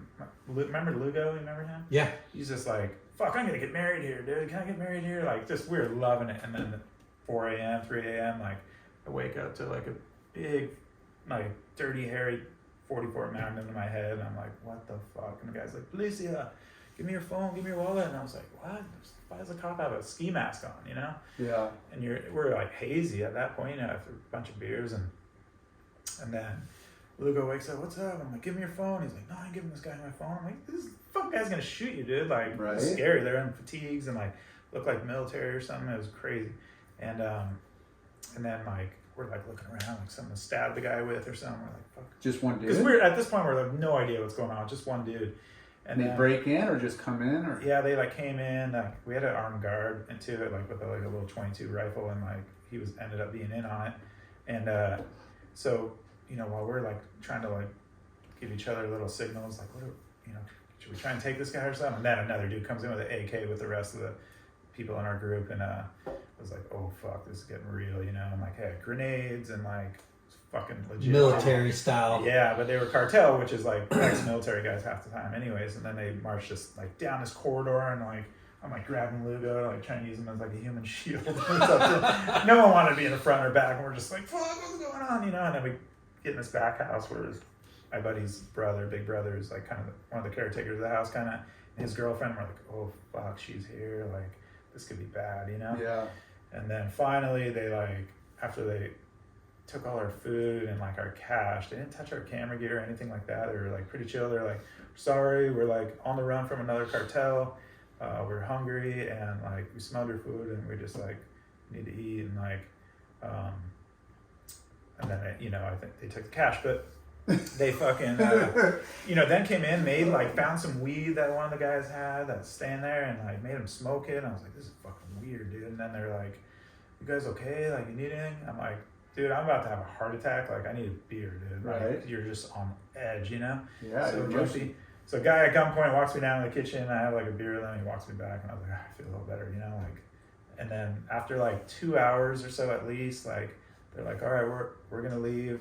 We like have this guy's phone number. If you guys call the cops, like, we're gonna know, like something weird like that. We'll come back and we're gonna fucking kill you guys. And I was like, what? Yeah, we're not going to the cops. Don't worry. Like, and they're gone. And then you're trying to sleep that night. And you're just like, holy shit. And they end up taking one kid's passport on accident, like this backpack they grabbed. And I was like, dude, listen, we can't leave anyways. We got to get this passport. And we have the gnarliest story ever. Like, all we got to do now is go get some photos because it was day one. Let's go move into the city where it's safer, and so we're not so isolated, and like, let's get the shots, and like, we'll have a story. And like, ended up getting really good stuff, and like, everyone was pretty proud though, you know. And, like, Yeah. Never told anyone in my family, and then got printed, and they all read it, and they're like, what the fuck? And it's just like, oh yeah. Yeah. Surfing's dangerous. Dude, it was heavy though, like having an AK and like a gun at your head. It was pretty scary. Damn right. So who is the person that owned the house? Matt McCabe, his family, he's from Ventura. He rode for Volcom. He's like one of the Groms. He's fucking a little ripper, dude. He's sick. Hangs out with Dane a bunch. You might have seen a little goofy footer, a little skinny little guy. So his family owned it, and then it was like me, Damon Farrenfort, who I was living with at the time. Duma was with us, and like little Taylor Clark, and another like someone else. Maybe that was it. And then this kid Bobby Oakvist, who's from Newport, he came in the next day and missed it all, and he was like, wow. He didn't even believe us. And we're like, it's really happened. And so And Lugo, yeah, and me. It was fucking funny. that's fucking heavy. Yeah. So gnarly. Pretty gnarly one. So there's, God, I mean, that's probably the gnarliest surf story. You know, Yeah. like, you hear a lot of Baja ones, but that was right up there. Holy shit. So they never came back? No, and we had moved out, and we were just Found some more secure place. yeah, just where they're not going to come in a city with like one entrance, one exit, you know, Yeah. and like fuck with tourism, but they could get away with that. That was like in Carrera, you know, like, which is fucking sketchy, dude. The mountains go right to the water, so they're like in and out. Yeah, easily. Oh, it's pretty heavy. But Any other trips with like sketchy? Like, I've been on some like sketchy boats where we've had like gnarly shit go down, or you know, cars break down, or just like run-ins with the Indos and stuff like that, you know, and like, or like one time like Marlon Gerber like he didn't have his passport, and he was just going for Bali to Sumbawa or whatever, and they like locked him up until he could get evidence or whatever. And he's so half like, Indonesian, right? Yeah, and it was just weird. So they all want money. I remember like I went in the other car, so the car that he was in got stuck, and then we just kept going. We didn't really know what was going on. It was kind of before cell phones, and those guys all stayed at the jail with him, and they just had to sit in, and they were just being fucking lunatics and like making a bunch of ruckus till he got out of there. And then they came back. We're like, where are these guys, dude? It's like 3 hours later, and maybe longer. And then they came in all hot late at night, made this huge ruckus at Lakey Peak, you know, and like at the Almagati, and like just like typical, like the Turners and Ben and Tippy and Schwartz and these guys, you know. And like the next day, I want to say we were like so tired and all that, and we went out and surfed, and we came back, and the Turner's room caught on fire. Like all their Wonder why. cash burned up. Like Ryan had Because you're burning those incense probably, and like I think he like had a cig, like he fell asleep with a cig or something. Sam Cornyn. It's like camera got burned up, like the one they used to film all their movies and shit. Like Timmy's like diary, I want to say, like shit ton of cash they had, all like burned up, and the room was just black. My room was black too. Theirs was fucking destroyed, and like they blamed it on like a proper. Torch. Proper torching fire. Torch. Dude. Wow. Yeah. And the boards were all black, so we're like trying to scrub all these boards. Dude, it was fucking heavy. And they like were losing it on these guys. They're like, no, it was like electrical thing, the battery fucking burned out or something. And like they got away with it. Didn't get in any trouble. I don't know how, dude, but yes. We were fucking crazy back then, dude. so sketchy. Loose. Yeah. Dude. Yeah. Well, I mean, there's not much that will like, there's not much you could like do when you're in that situation. Like what are they gonna I don't know. charge you for the room? Yeah. Like they wanted money, yeah. I mean, Lakey Peak's pretty like there's 3 little places to stay right there. Yeah. It's like really It's a off the beaten path place. Big time. Yeah. Oh yeah. and a fucking hell of a good way though. So Yeah. good, dude. Yeah. That place is rad. Those guys used to go. That was their spot. It Yeah. seemed like. Yeah. Right. We go for The like Turners? weeks at a time, for sure. Just park it and you end up scoring. You just wait it out till you like got the waves you wanted. And We were there. I think Turner might have been there. I know Schwartz was for sure. A couple other guys, and we scored waves. And Chris Clough cloth, yeah. and Humphreys, and nobody got a photo of the whole trip because Clough got cleaned up by his set on the left. The motor died on the boat. He couldn't get it back into his Pelican case, and they just got Oh yeah. him, the boat, everything got fucking I think I remember that Down. because I think I came in right after that happened. Flew all in. the bottom soaked, done, all of No his gear. way. And then Humphreys left his shit because of like didn't want to get ripped off. Left it in an AC room and everything fogged up, and he couldn't defog the inside of the cameras. Oh shit. Yeah, I remember that. I And came we in were like- right after that, dude. we're like, what? You Those got guys were like. pissed. So you're all the way there with no photography. We got a couple of video shots. Mm-hmm. There was a couple clips, and I don't know what movie, but there was some video, a little bit of it. That was it. So A few crazy. waves. That's the shit that could happen though back in the day. You know? Yeah. Like, Yeah. and it was never a sure bet. Digital is like as long as you got that little card, you Yeah. can pull everything off. But Yeah, this is way back before. yeah, Yeah. But that shit happens, It's just like, man, it's just wild. it was. Fuck. So, Transworld to Volcom. And then I got on board with surfing, and like that was right when like we had like Dustin on staff, me, DJ Strunts, a couple other guys. I'm probably forgetting that. Feel bad. Maybe Pat Stacy or something.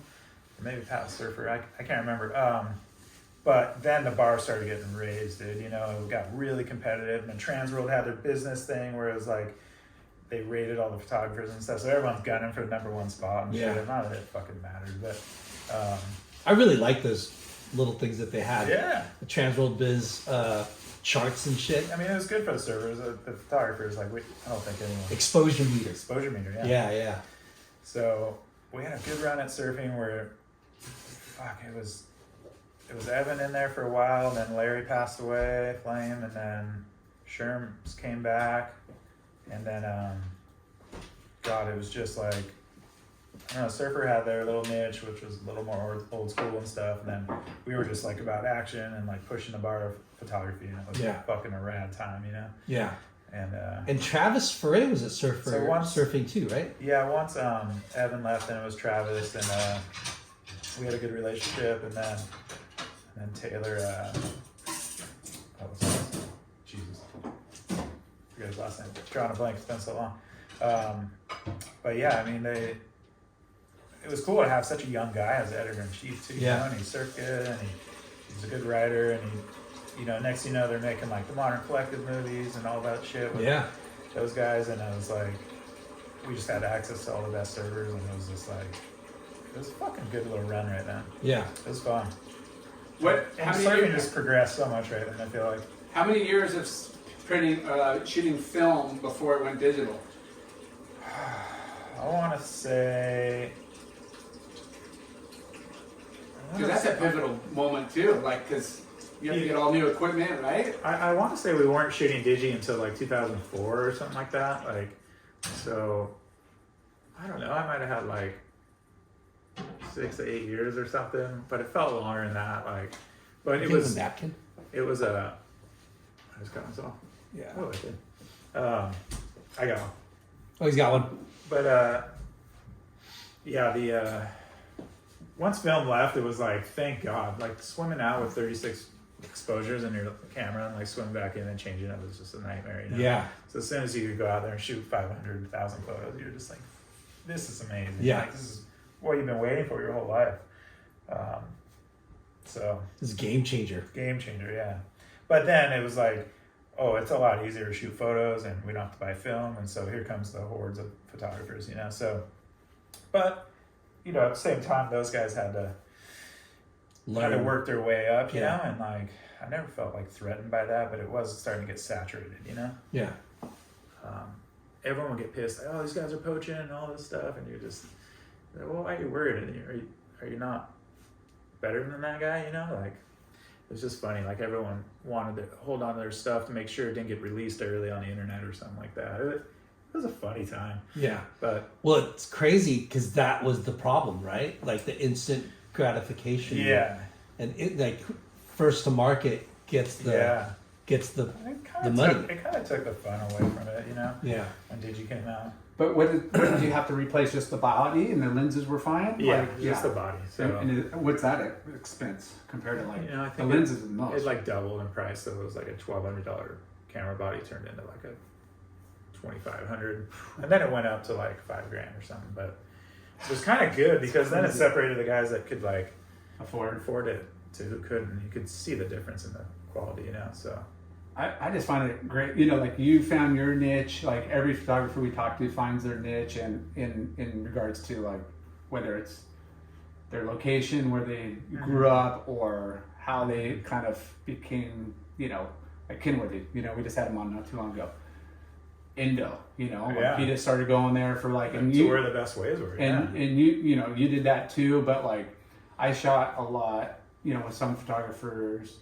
And they would, you know, follow the tour, you know, and then they do side trips off of like the tour, you know. So it's like Pete Frieden. Pete Frieden would go, hey, I'm going to. I'll take a pause. Sorry, I was holding that long.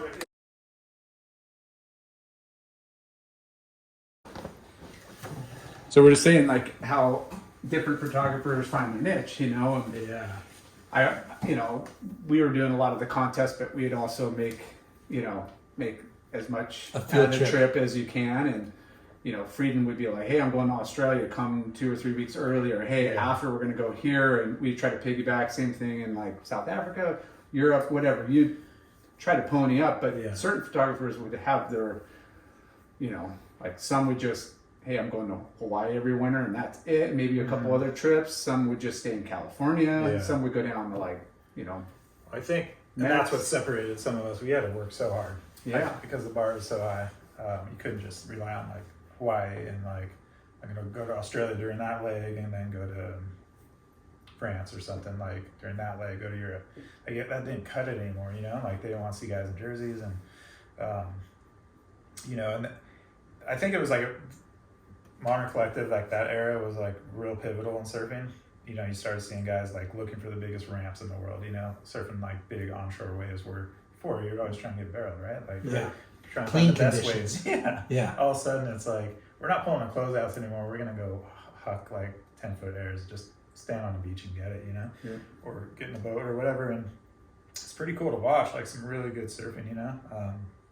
And that was basically the changing of the guard, you know, like, Jordy and those guys, and Julian and Dusty and Yaden, and God, it was fucking nuts. You know? Because with the camera and what you're shooting, I mean, you could essentially get, you know, a 12 to 24 sequence shot of like a crazy air where you could see the whole move. You know, where it used to be like a couple shots, or Yeah. 3, Yeah. 4. Now you can get that full. And you're road. shooting like not ideal like lighting conditions, so like your work days just got a lot longer. You would never shoot midday like on our trips. Yeah.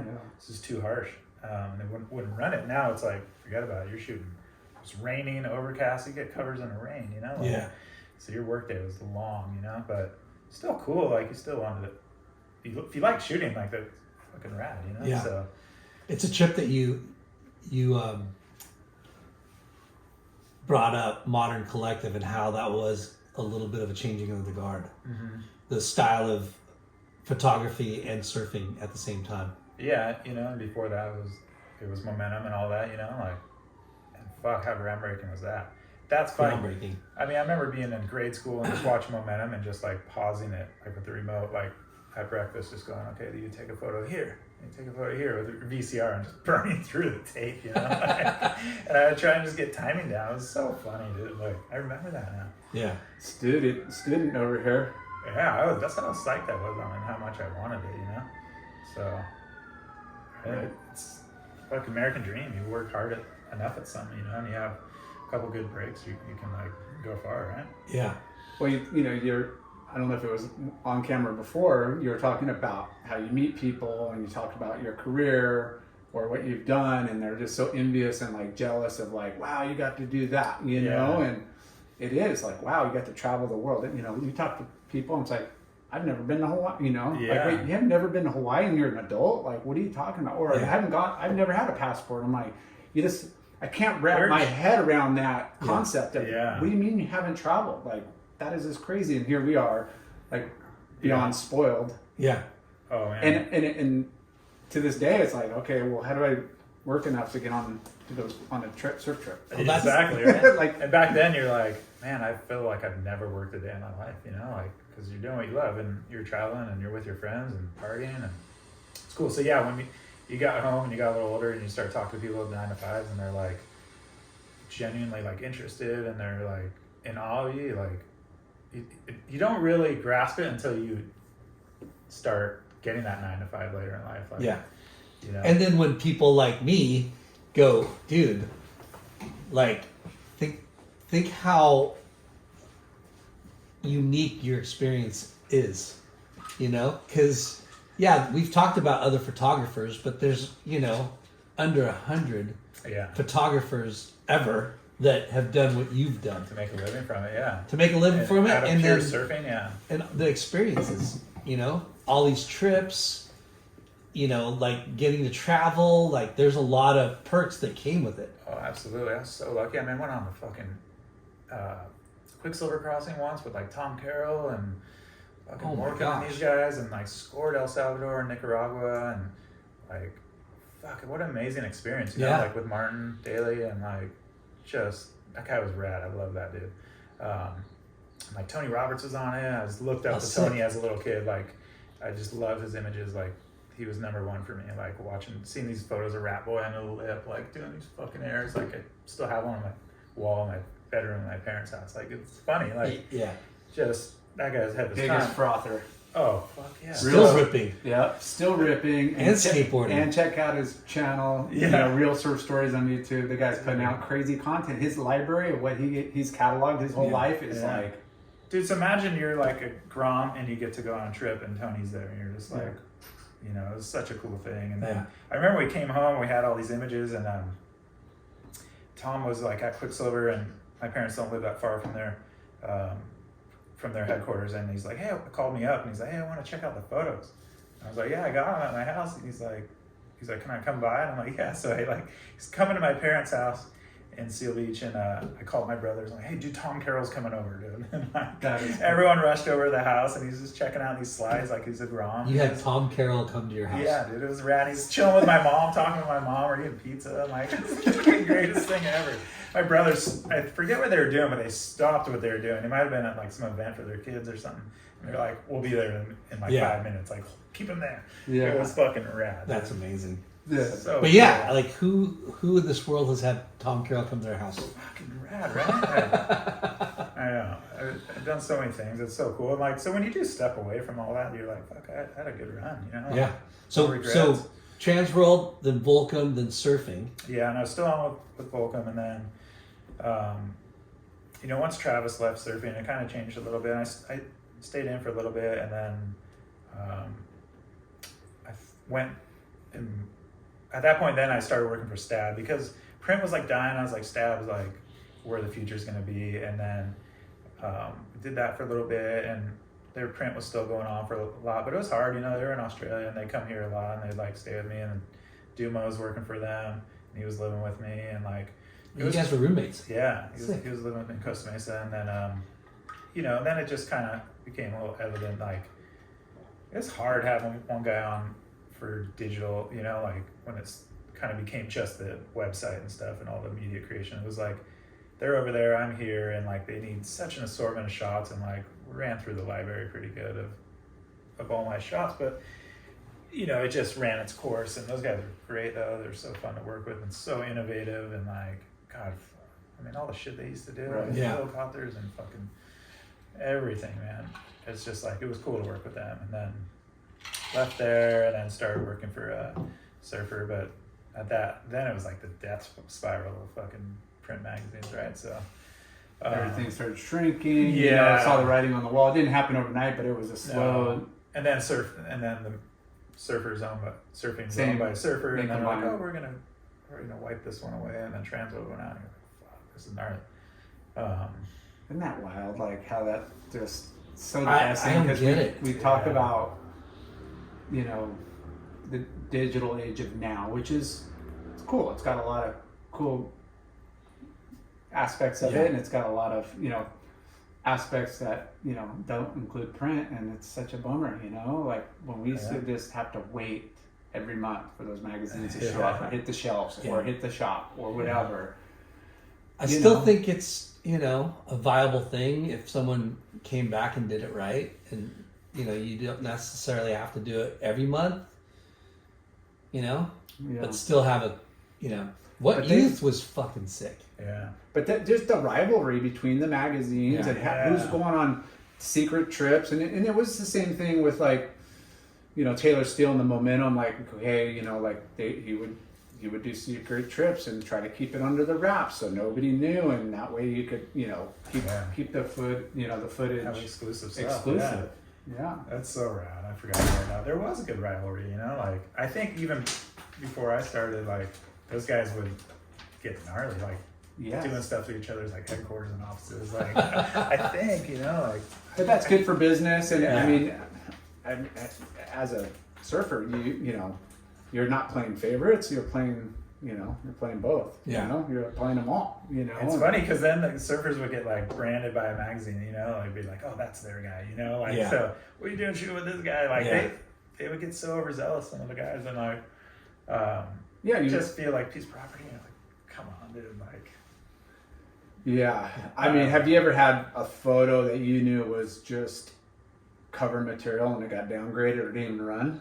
Yeah, that was happening Quite a bit, right? at Surfer a lot. I thought like had some crazy photos and like because there's a lot of I don't know. they just have their politics style. or No, sometimes it's just style. Like they're like getting away from like that action photo or whatever. Like, and I was just like, are you kidding me? You're gonna like not run this? It's like one of the best photos I've ever taken. In my life.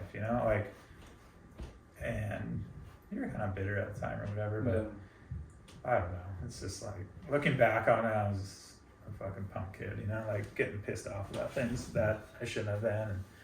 And, you get all of us were like that though. Like it was so competitive, even inside the magazine. So I don't know. Yeah. Same sense. It's like a good.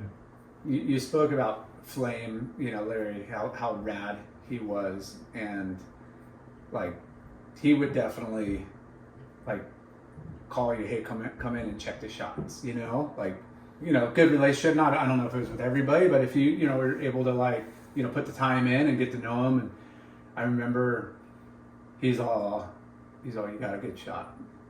You gotta get a really good shot, And I was like, I'm gonna cover. He's like, yeah, like told me, like, yeah, like it's. Is that the one I posted the other day? No, and it was one that got downgraded. Oh, because he's all, there's only 12 shots a year, and you can't have too many right barrels or left barrels or airs or this and that. And they just ran a similar air shot of Gavin Besh in like 2 issues previous. And he's all, it's Indo and it's a summer issue and we can't push it back because fall, then we go to California. Like, they have it all mapped out. Scheduled. Yeah. And he's all, any other time, any other place, this would be a cover, but we can't run it as a cover because of a similar photo of Gavin Beschen from just a right hair, So it had nothing to do with me, sponsors, politics, but he was he was bummed. He's like, and it was a Pete Frieden shot. He's like, I could tell Pete too. And like, after I told you both that, but collectively it's like, they got to do what they got to do, Yeah, they got to have shelf appeal and they can't have run stuff. And it was like, that would happen all the time. I'm like, oh, I knew it happened, but when you just like, at least it wasn't. Did they run it in the mag at all? Yeah, they ran it as a 2-page spread. He's all, we're going to give you the next best spot, center spread or whatever. But it was like, at least it wasn't political or something. No. So that's good. But I figured, you get a lot of high hopes because they have it mapped out, more photos come in, and I didn't get bumped from another better photo. They just said, hey, it's too similar to this one we just ran like 2 issues ago, and I'm like, there's a good feeling when you bump someone else and you got it. That happened to me a couple of times where I bumped other guys that I didn't like. I was like, fuck you, dude. I fucking got it. Suck it. You call them up, see my cover? It's supposed to be guys yours. would call me and go, I had the cover until you fucking came in with that shot. And I was like, sorry, dude. But seriously, it was kind of fun. But the magazine, it's a formula, and it's there's an outline of how they put them together pretty consistently all the time, and there's only so much space, so it is, whether it's a half page, full page, everything's it's pretty special to get a shot, and now you don't get that. Yeah. Like you said, we used to stare at mags, stare at videos, rewind, pause, and or if the guy was in the gutter too much, like, oh, can't run that. It's just like, we can't fit it on the page, and like, especially on the cover. And then they went to these fold out covers, and it was a lot easier for them to like move things around and like even run sequences and stuff, and it just changed everything too. Before it was like, they never liked running the left like fisheye tubes. It was always right because your eye goes to the right, when you read, just like normal. So they never would like action like going away. It was fucking weird. Yeah. I think sometimes we'd overthink things. I think my cover was a fold out, but it was like a negative fold out, like it was a black and white. It was weird. I don't know. I'd have to look back on how they did it, but it was like a folded partial page on the cover. So weird stuff. Jay was photo selected. I know for sure. You were OG photo selected. Oh yeah, he's one of the OG like free surfers. Oh, I'd be like, I call up the mag all the time. I'm lining it to do that trips. You need this. Where are you going? I'm like, oh, Porto's gonna be pumping. Okay, I'm going. Like That's how you had to work though. Dude, cool. I bought. Balzer. I bought him a freaking ticket and he never showed up to freaking Porto. He made up some other excuse. He had to go shoot some wedding and make a bunch of money, real money, or But that's how hungry you were. Yeah. I'm like, I don't even care. It's an investment. I'll buy your ticket. Let's go. Kids will never know that now. No. Yeah. Shame. Yeah. So good. I mean, that's So what was next after that? So magazine stabs. Yeah, and then I was like, I worked for Surfer for a little bit, and then I left there, and then I left Volcom. They had a bunch of layoffs and stuff, and then Travis and those guys had started What Youth, and then they had left, and then I was looking for a job, and Zeldo, who had hired me originally at Transworld, was like, hey, you want to come try and run the magazine? And I was like, yeah, but it was like dying gas, last gasp, so it was fun. I learned a lot about actually making a magazine from start to finish, but holy shit, you have some big shoes to fill, and it was just got super political, and with the guys that left, and so they had all this material that they had worked on and kind of left it, and they didn't want you to touch it, and I get it, but it was just they were acting like I was the bad guy, for even taking the job, how dare you? And it's fuck, dude, I need a paycheck, I got a mortgage to pay. They left, or they just... They had left, so on bad terms with the owners, and I mean, that happens in a lot of businesses. Yeah, I mean, it's just the way it is, and Print's dying, and I don't know, those guys were so niche too at What Youth, and in a good way, they had their crew or whatever, and now you're coming in trying to well, that crew's not going to work with you, you know, like, because they'd be pissing off their buddies that just left. So now you have to kind of get other guys in the magazine. It just kind of changes the whole dynamic of it, and like it was tough, dude. And money was scarce, and like people were skeptical, you know, after those guys leave. Like, you're coming in, like, can they still do it? It's like surfing, so weird. Because they put out, I mean, a beautiful like good quality. Oh, yeah. Like, you know, Yeah. like it was, you know, kind of like the Surfer's Journal. Like, That's a hard position to step in, and if And I talked to those guys before. I was like, you know, do I have your blessing? And they're like, it was kind of like a backhanded blessing, you know, like, good luck. but like, good luck. But here's your warning. Like, here's how things are over there right now, you know. So you saw writing on the wall. Were you already thinking exit plan? What's next for like you or? Well, I like stayed on as long as I could there. It was hard to get a paycheck or whatever. And then me, like, I was like going through shit, like fucking getting in drugs and alcohol too much, you know. And then I backed out. Like, I just said, hey, I need to leave. I need to like go get cleaned up. So like, this was like a perfect storm of like, just, you know, you're leaving the brand you worked for forever, and like, you know, drugs get a hold of you, and then you're like, all right, well, let me try and go work here and like see if I can't salvage something and keep the dream going, you know, or whatever. But then I just kind of led into like more depression, and like it's all drug induced, you know. But I was like, fuck, I gotta do something about this. I gotta, like, before I like ruin my marriage or something, and like got cleaned up and left that. And then I kind of tried to like get back in the industry a little bit, just like I didn't want to travel anymore at that point. And this is, you know, like 6 months later after like getting cleaned up. It was like kind of nice having a routine and being at home and like being able to see my wife and not be on the road constantly, and see my dog grow up, and like just those little things, you know. And so I was trying to kind of find like a studio job or something within the industry or whatever, and I was just kind of striking out. I was just like, fuck, like really? Like, I'm not even looking for much. Like, I'll be happy with whatever. And then couldn't find that. I was like, you know what, I'm gonna start my own deal here, and started this dog business. And fuck, like within like 1 year, it just like blew up. And what gave you the idea to start this dog business? So fun, Pup Division. My dog used to like go with these dog walkers when I'd travel always, like, and I was living in Newport, and then So you're writing checks as a like, dog owner going, my wife's sending the dog with these walkers when I'm gone because I'm not there, and like made me happy. And they're like sending photos back with him in the pack. Like, I was like, this is sick. So they're documenting and sending you like, hey, your dog's like out on about. Yeah. That is rad. What's your dog's name? that was Woody. He just passed away, but he was like the raddest dog. He was like Volcom fit model. He was like fucking, he was like famous, dude. That dog was radical. He was like in the, What do you mean Volcom fit model? they'd like bring him in the studio and dress him up, and he'd like be in the catalogs and shit. And like, he was rad, dude. What kind of dog? He's this golden retriever, but he's super goofy. He would like, dude, he'd surf with me. Yeah. He'd like go out in Newport, and like we'd sneak him on the beach or whatever, and he would like swim out in the lineup and just be cruising around with the surfers. He'd swim out there for like 20 minutes before coming in. He'd get on the board or try and ride waves. He'd eat shit. Like, it's so funny, dude. He was the best.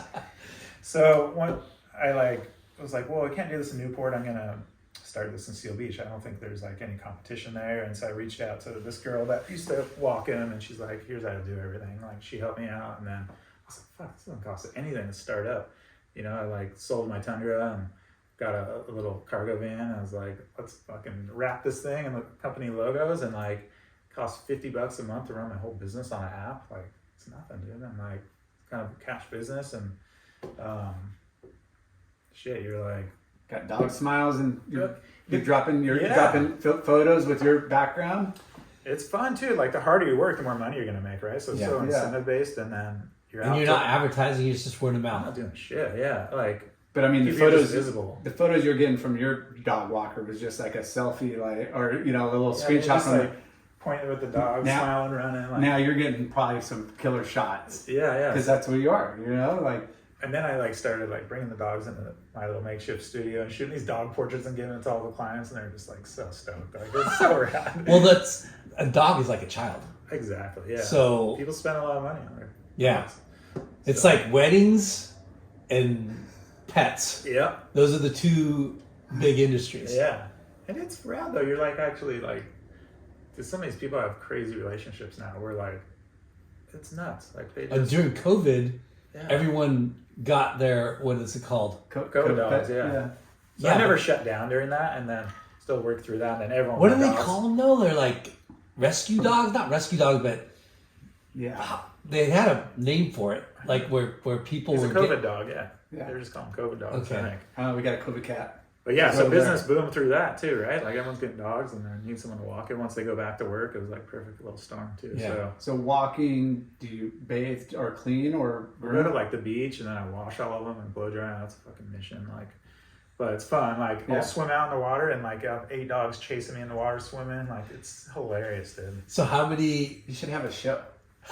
I know. Let's get a YouTube channel going right now. If I liked being on camera, I'd do it, but I hate being on camera. Pup Division. It's like an army, you know. Yeah. That's The pup my master. division. So yeah, it's rad. You get to be outside. I'm my Yeah. own boss. I get to take time off work whenever I want. I'm like traveling a lot for golf. Just I love like exploring. Like I'm going to just weird places in the U.S. You know, you never see as a surfer, right? Like going to So Wisconsin golf is next a big month, part you of know, your like life now, yeah. Like I love golf. Like and you're starting to shoot photos for that, or just for myself really, but it's fun. Like I love like the challenge of it. It's hard. But being able to see like all these places like you never see them. yeah. Well, And you know, those yeah, are the- we were chasing waves around the world and don't know how much beauty is just right here in our own There's a country. lot, you yeah. know? So there's, you know, And some of the most beautiful landscapes are golfscapes. Yeah, absolutely. And like Yeah. people are always hating like, oh, there's another golf course, and you're like, well, that's like preserving the land more than anything, you know, like. You see all the animals out there, all the deer and all the hawks and bald eagles and shit. I mean, it's fucking rad. Like, yeah. and you're with your friends and like all the surfers Healthy. golf and healthy. Yeah, it takes your Outdoors. mind off anything for 4 hours. You know, like Yeah. what else? can you do? Surfing and golfing are hand in hand. Yeah, It's such a trip. yeah, We're not golfers really, but a lot. I mean, Kelly golfs, yeah. Julian Love golfs, people Yeah. golf. yeah, Benji. I mean, Ross. I mean, yeah, you go through the list of like There's, if you're there's, there's a lot. you Yeah. had a lot of downtime over the years of traveling, and that golf was like right there. Yeah. So it's It's rad. funny, Like, there's so I- much history too with golf. Like that's what's rad to me. Like goes back to Mary Queen So of what's your Scots. You know? handicap? I'm a 5. Whoa. Yeah. Damn. Not a good 5 though. I'm pretty bad for a 5. Yeah. But I have my days. Yeah. Look at this What's guy. the gnarliest place have you gone and played around? I've gone to Scotland a couple times, and it's pretty Jeez. unbelievable over there. Isn't yeah. that the motherland It's of the golf? motherland. That's where it all started. Yeah. So I go to St Andrews, and it's like Indo for golf, where there's Right. you know Indo's just go to Mentawais, and there's 25 freaking breaks all next to each other. Like same with Scotland. You're just like this town has 10 of the world famous golf courses. You go an hour down the road, another 10, another hour. It's freaking The North Shore. Yeah. Yeah, and it's all accessible. You know, or like America. As like, far as like elite. around cost or well, cost, but you could America's get so private. Yeah. But over there, they allow pretty much anyone to go play. Like they It's don't not have certain exclusive. times. It's not exclusive, and it's just That's awesome. cool. No like swimming pools and tennis courts or any of that crap. It's just like golf and like a little hut. It's fucking awesome. Yeah. It's badass. Yeah. some old stone structure that's been there for 400 years. Oh yeah. What's you're your hitting over, quiver, like, bro? stone- What's your stone. quiver? Me, I use Mizuno's, and I got some tailor-made woods, and fuck what else? Just some random wedges usually here and there, but I'm not like the equipment guy. I just make anything out of work. But I It's don't know. not good. See, I don't No, care about no, boards. I stopped. I'm gonna go rip whatever fucking board they get put on my feet. What boards? Going back to surfing, what boards do you ride?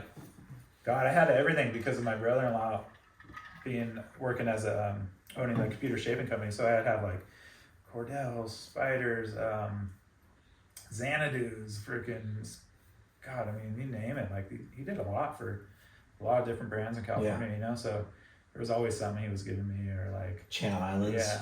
Sometimes we'd like get blanks that would have a ding in it, and we'd like sand the rest of it down and like have them glass, and like you get some rad boards that Yeah. like felt like you shaped it.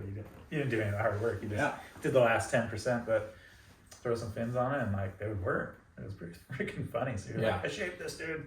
Yeah. Hey, I touched it. What are you riding now? Like what? I have like JS. I have one of Andrew Doheeny's shapes and Is it slob? Slobcrafts. Yeah, Slobcraft. They work pretty good. I like it.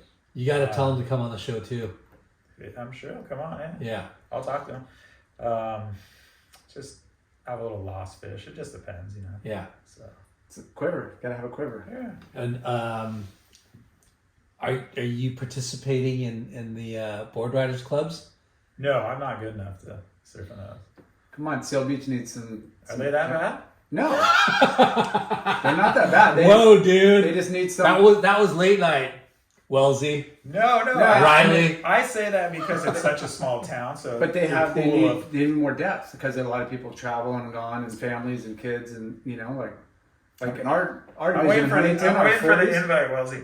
No. is like 4. We have it's just too deep in some of the divisions, and then some we don't. We have so struggle. many But gnarly then people. Well, I live in Newport now, so am I disqualified? You can still. Oh, really? Lockie More lives there. in Laguna. He's lived in Laguna for like 20 years, and he rides for HB. Yeah. Gotta be true to your school, bro. Hey. It's pretty rad. I love those contests. I mean, it's cool what you guys are doing. you've been to to Waco it? a bunch of times, huh? Yeah. Yeah. How's How's that? that How's shit? that for shooting? It's pretty cool with all Umbrella, the you lights just and sit like, there and just you don't have to move. Yeah, I feel like you can definitely like raise the bar of photography out there too, you know? Get creative. You could, yeah, if you had the time and the money, I think, you know? Yeah. Someone to back you, you know? Like, God, if those things were around, like when all the money was around the industry, you can imagine some of the shoots that would have happened, like, it would have been crazy. Yeah. I'm sure it would have, something nuts would have came out of that. So if somebody wants to get their dog walked by Pup Division, how do they do it? I have an app, and they reach out online, and then I train the dog and get them signed up, and it's kind of a little bit of work, you know, beforehand, just to make sure the dog's not a psychopath, and then, you know, then they're in the pack, and it's pretty fun. Like the dogs have a good time. Like I'm such a dog dude that it's again like I feel like I'm not Working. really, you Yeah. know, like I'm working the hard, best. like Is grinding, it but pupdivision.com? yeah, And do you have an Instagram handle too? yeah, it's just at Pup Division, yeah. Okay. So that's part of the other thing. All the good dog names are taken. It's quite the There's industry. so many, and they're really creative. A lot of them. I see Yeah. like a lot of like great little Yeah. catchy phrases and names of dog stuff. Yeah. It's crazy. If you wanted to scale it up, you could. I'm just trying to keep it just myself and like. We see a guy like around here, and he's got like 8 dogs on a leash. Oh yeah. Yeah, he's killing My, it. my record's 17, I think, at Wow. one time. Wow. Yeah. How did they all not get along? Get along? Or- They get along. The more you have, the more it like creates that pack like mentality, you know. So they end up just like kind of staying in line and they're all just Yeah. shuffling. It's pretty funny, dude. That's People hilarious. lose it, dude. The dogs are like celebrities on Seal Beach. Yeah. Like I get stopped like 3 times a day. Can I take your picture? I'm like, sure. Do you have a It's route? So funny. I have a little route I go just to keep it safe for the dogs because they're walking in the street. But yeah, they're like famous, all these dogs. Yeah, no gun grove with the freaking coyotes.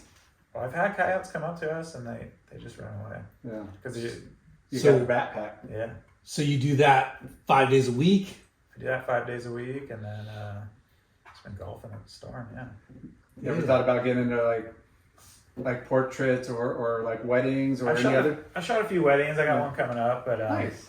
I'll do it if someone asks me to, or like Yeah. just not pursuing it. Like But it's good, because you could do it and make money. yeah, if it like happens, it happens. word of mouth, friends. For sure. I'm just trying to like keep things simple. You know? Yeah. Definitely simple. And you should start shooting for golf companies. That would be nice. Yeah. That would be great. I have a golf league I run. It's called the Royal and Ancient Hackers. It's pretty big. Royal and Ancient Hackers? Yeah. So the Royal and Ancient's like the governing body, like in Scotland. It's just a play on that. So the Royal and Ancient Hackers, and there's like 100 of us. And it just started a couple of years ago. It's like blowing up. And what is it? It's just like a traveling men's league. So we play once a month, different courses, and we have like tournaments, and we FedEx Cup points throughout the season, and like it's almost like a social club a little bit, and it's fucking awesome. That's it's like the best rad. thing I've ever done. That's cool. Love it. You started it though? Started it from scratch with like a few guys, and it just blew up. And what's it called? RoyalAncientHackers.com if you're gonna look it up. But We got to get Matty. Do you know Matty Moak? I know him. Yeah. Yeah. He's friends with Rob. Yeah. Yeah. Yeah, he's a full He's hacker. good, huh? Yeah. When you were talking about going to these places, he came up in my mind, and Yeah. he loves golfing. Like It's he's great, a golf dude. nerd. It's the best. Yeah. I like. It's Am I funny. allowed to say I like it more in surfing? I'm not allowed to say that. Yeah, you can. say whatever, man. But, you're in different seasons now. You're in a new season. You're walking dogs and you're golfing. Yeah. And it makes you happy. You got a smile on your face. That's all that matters. You know where I went today, as a matter of fact? Have you heard of Minimal Golf Bag? No. So, Bart Wilson, Julian's brother, texted me this morning, and he's like, "Hey, do you know these guys? Can you go, see if they want to maybe collaborate on something?" Because Julian's a big golfer. Yeah. And I looked it up. It's Redondo Beach. And I was like, screw it. I'll just go down there and hit up some other shops. And, dude, this place is killer.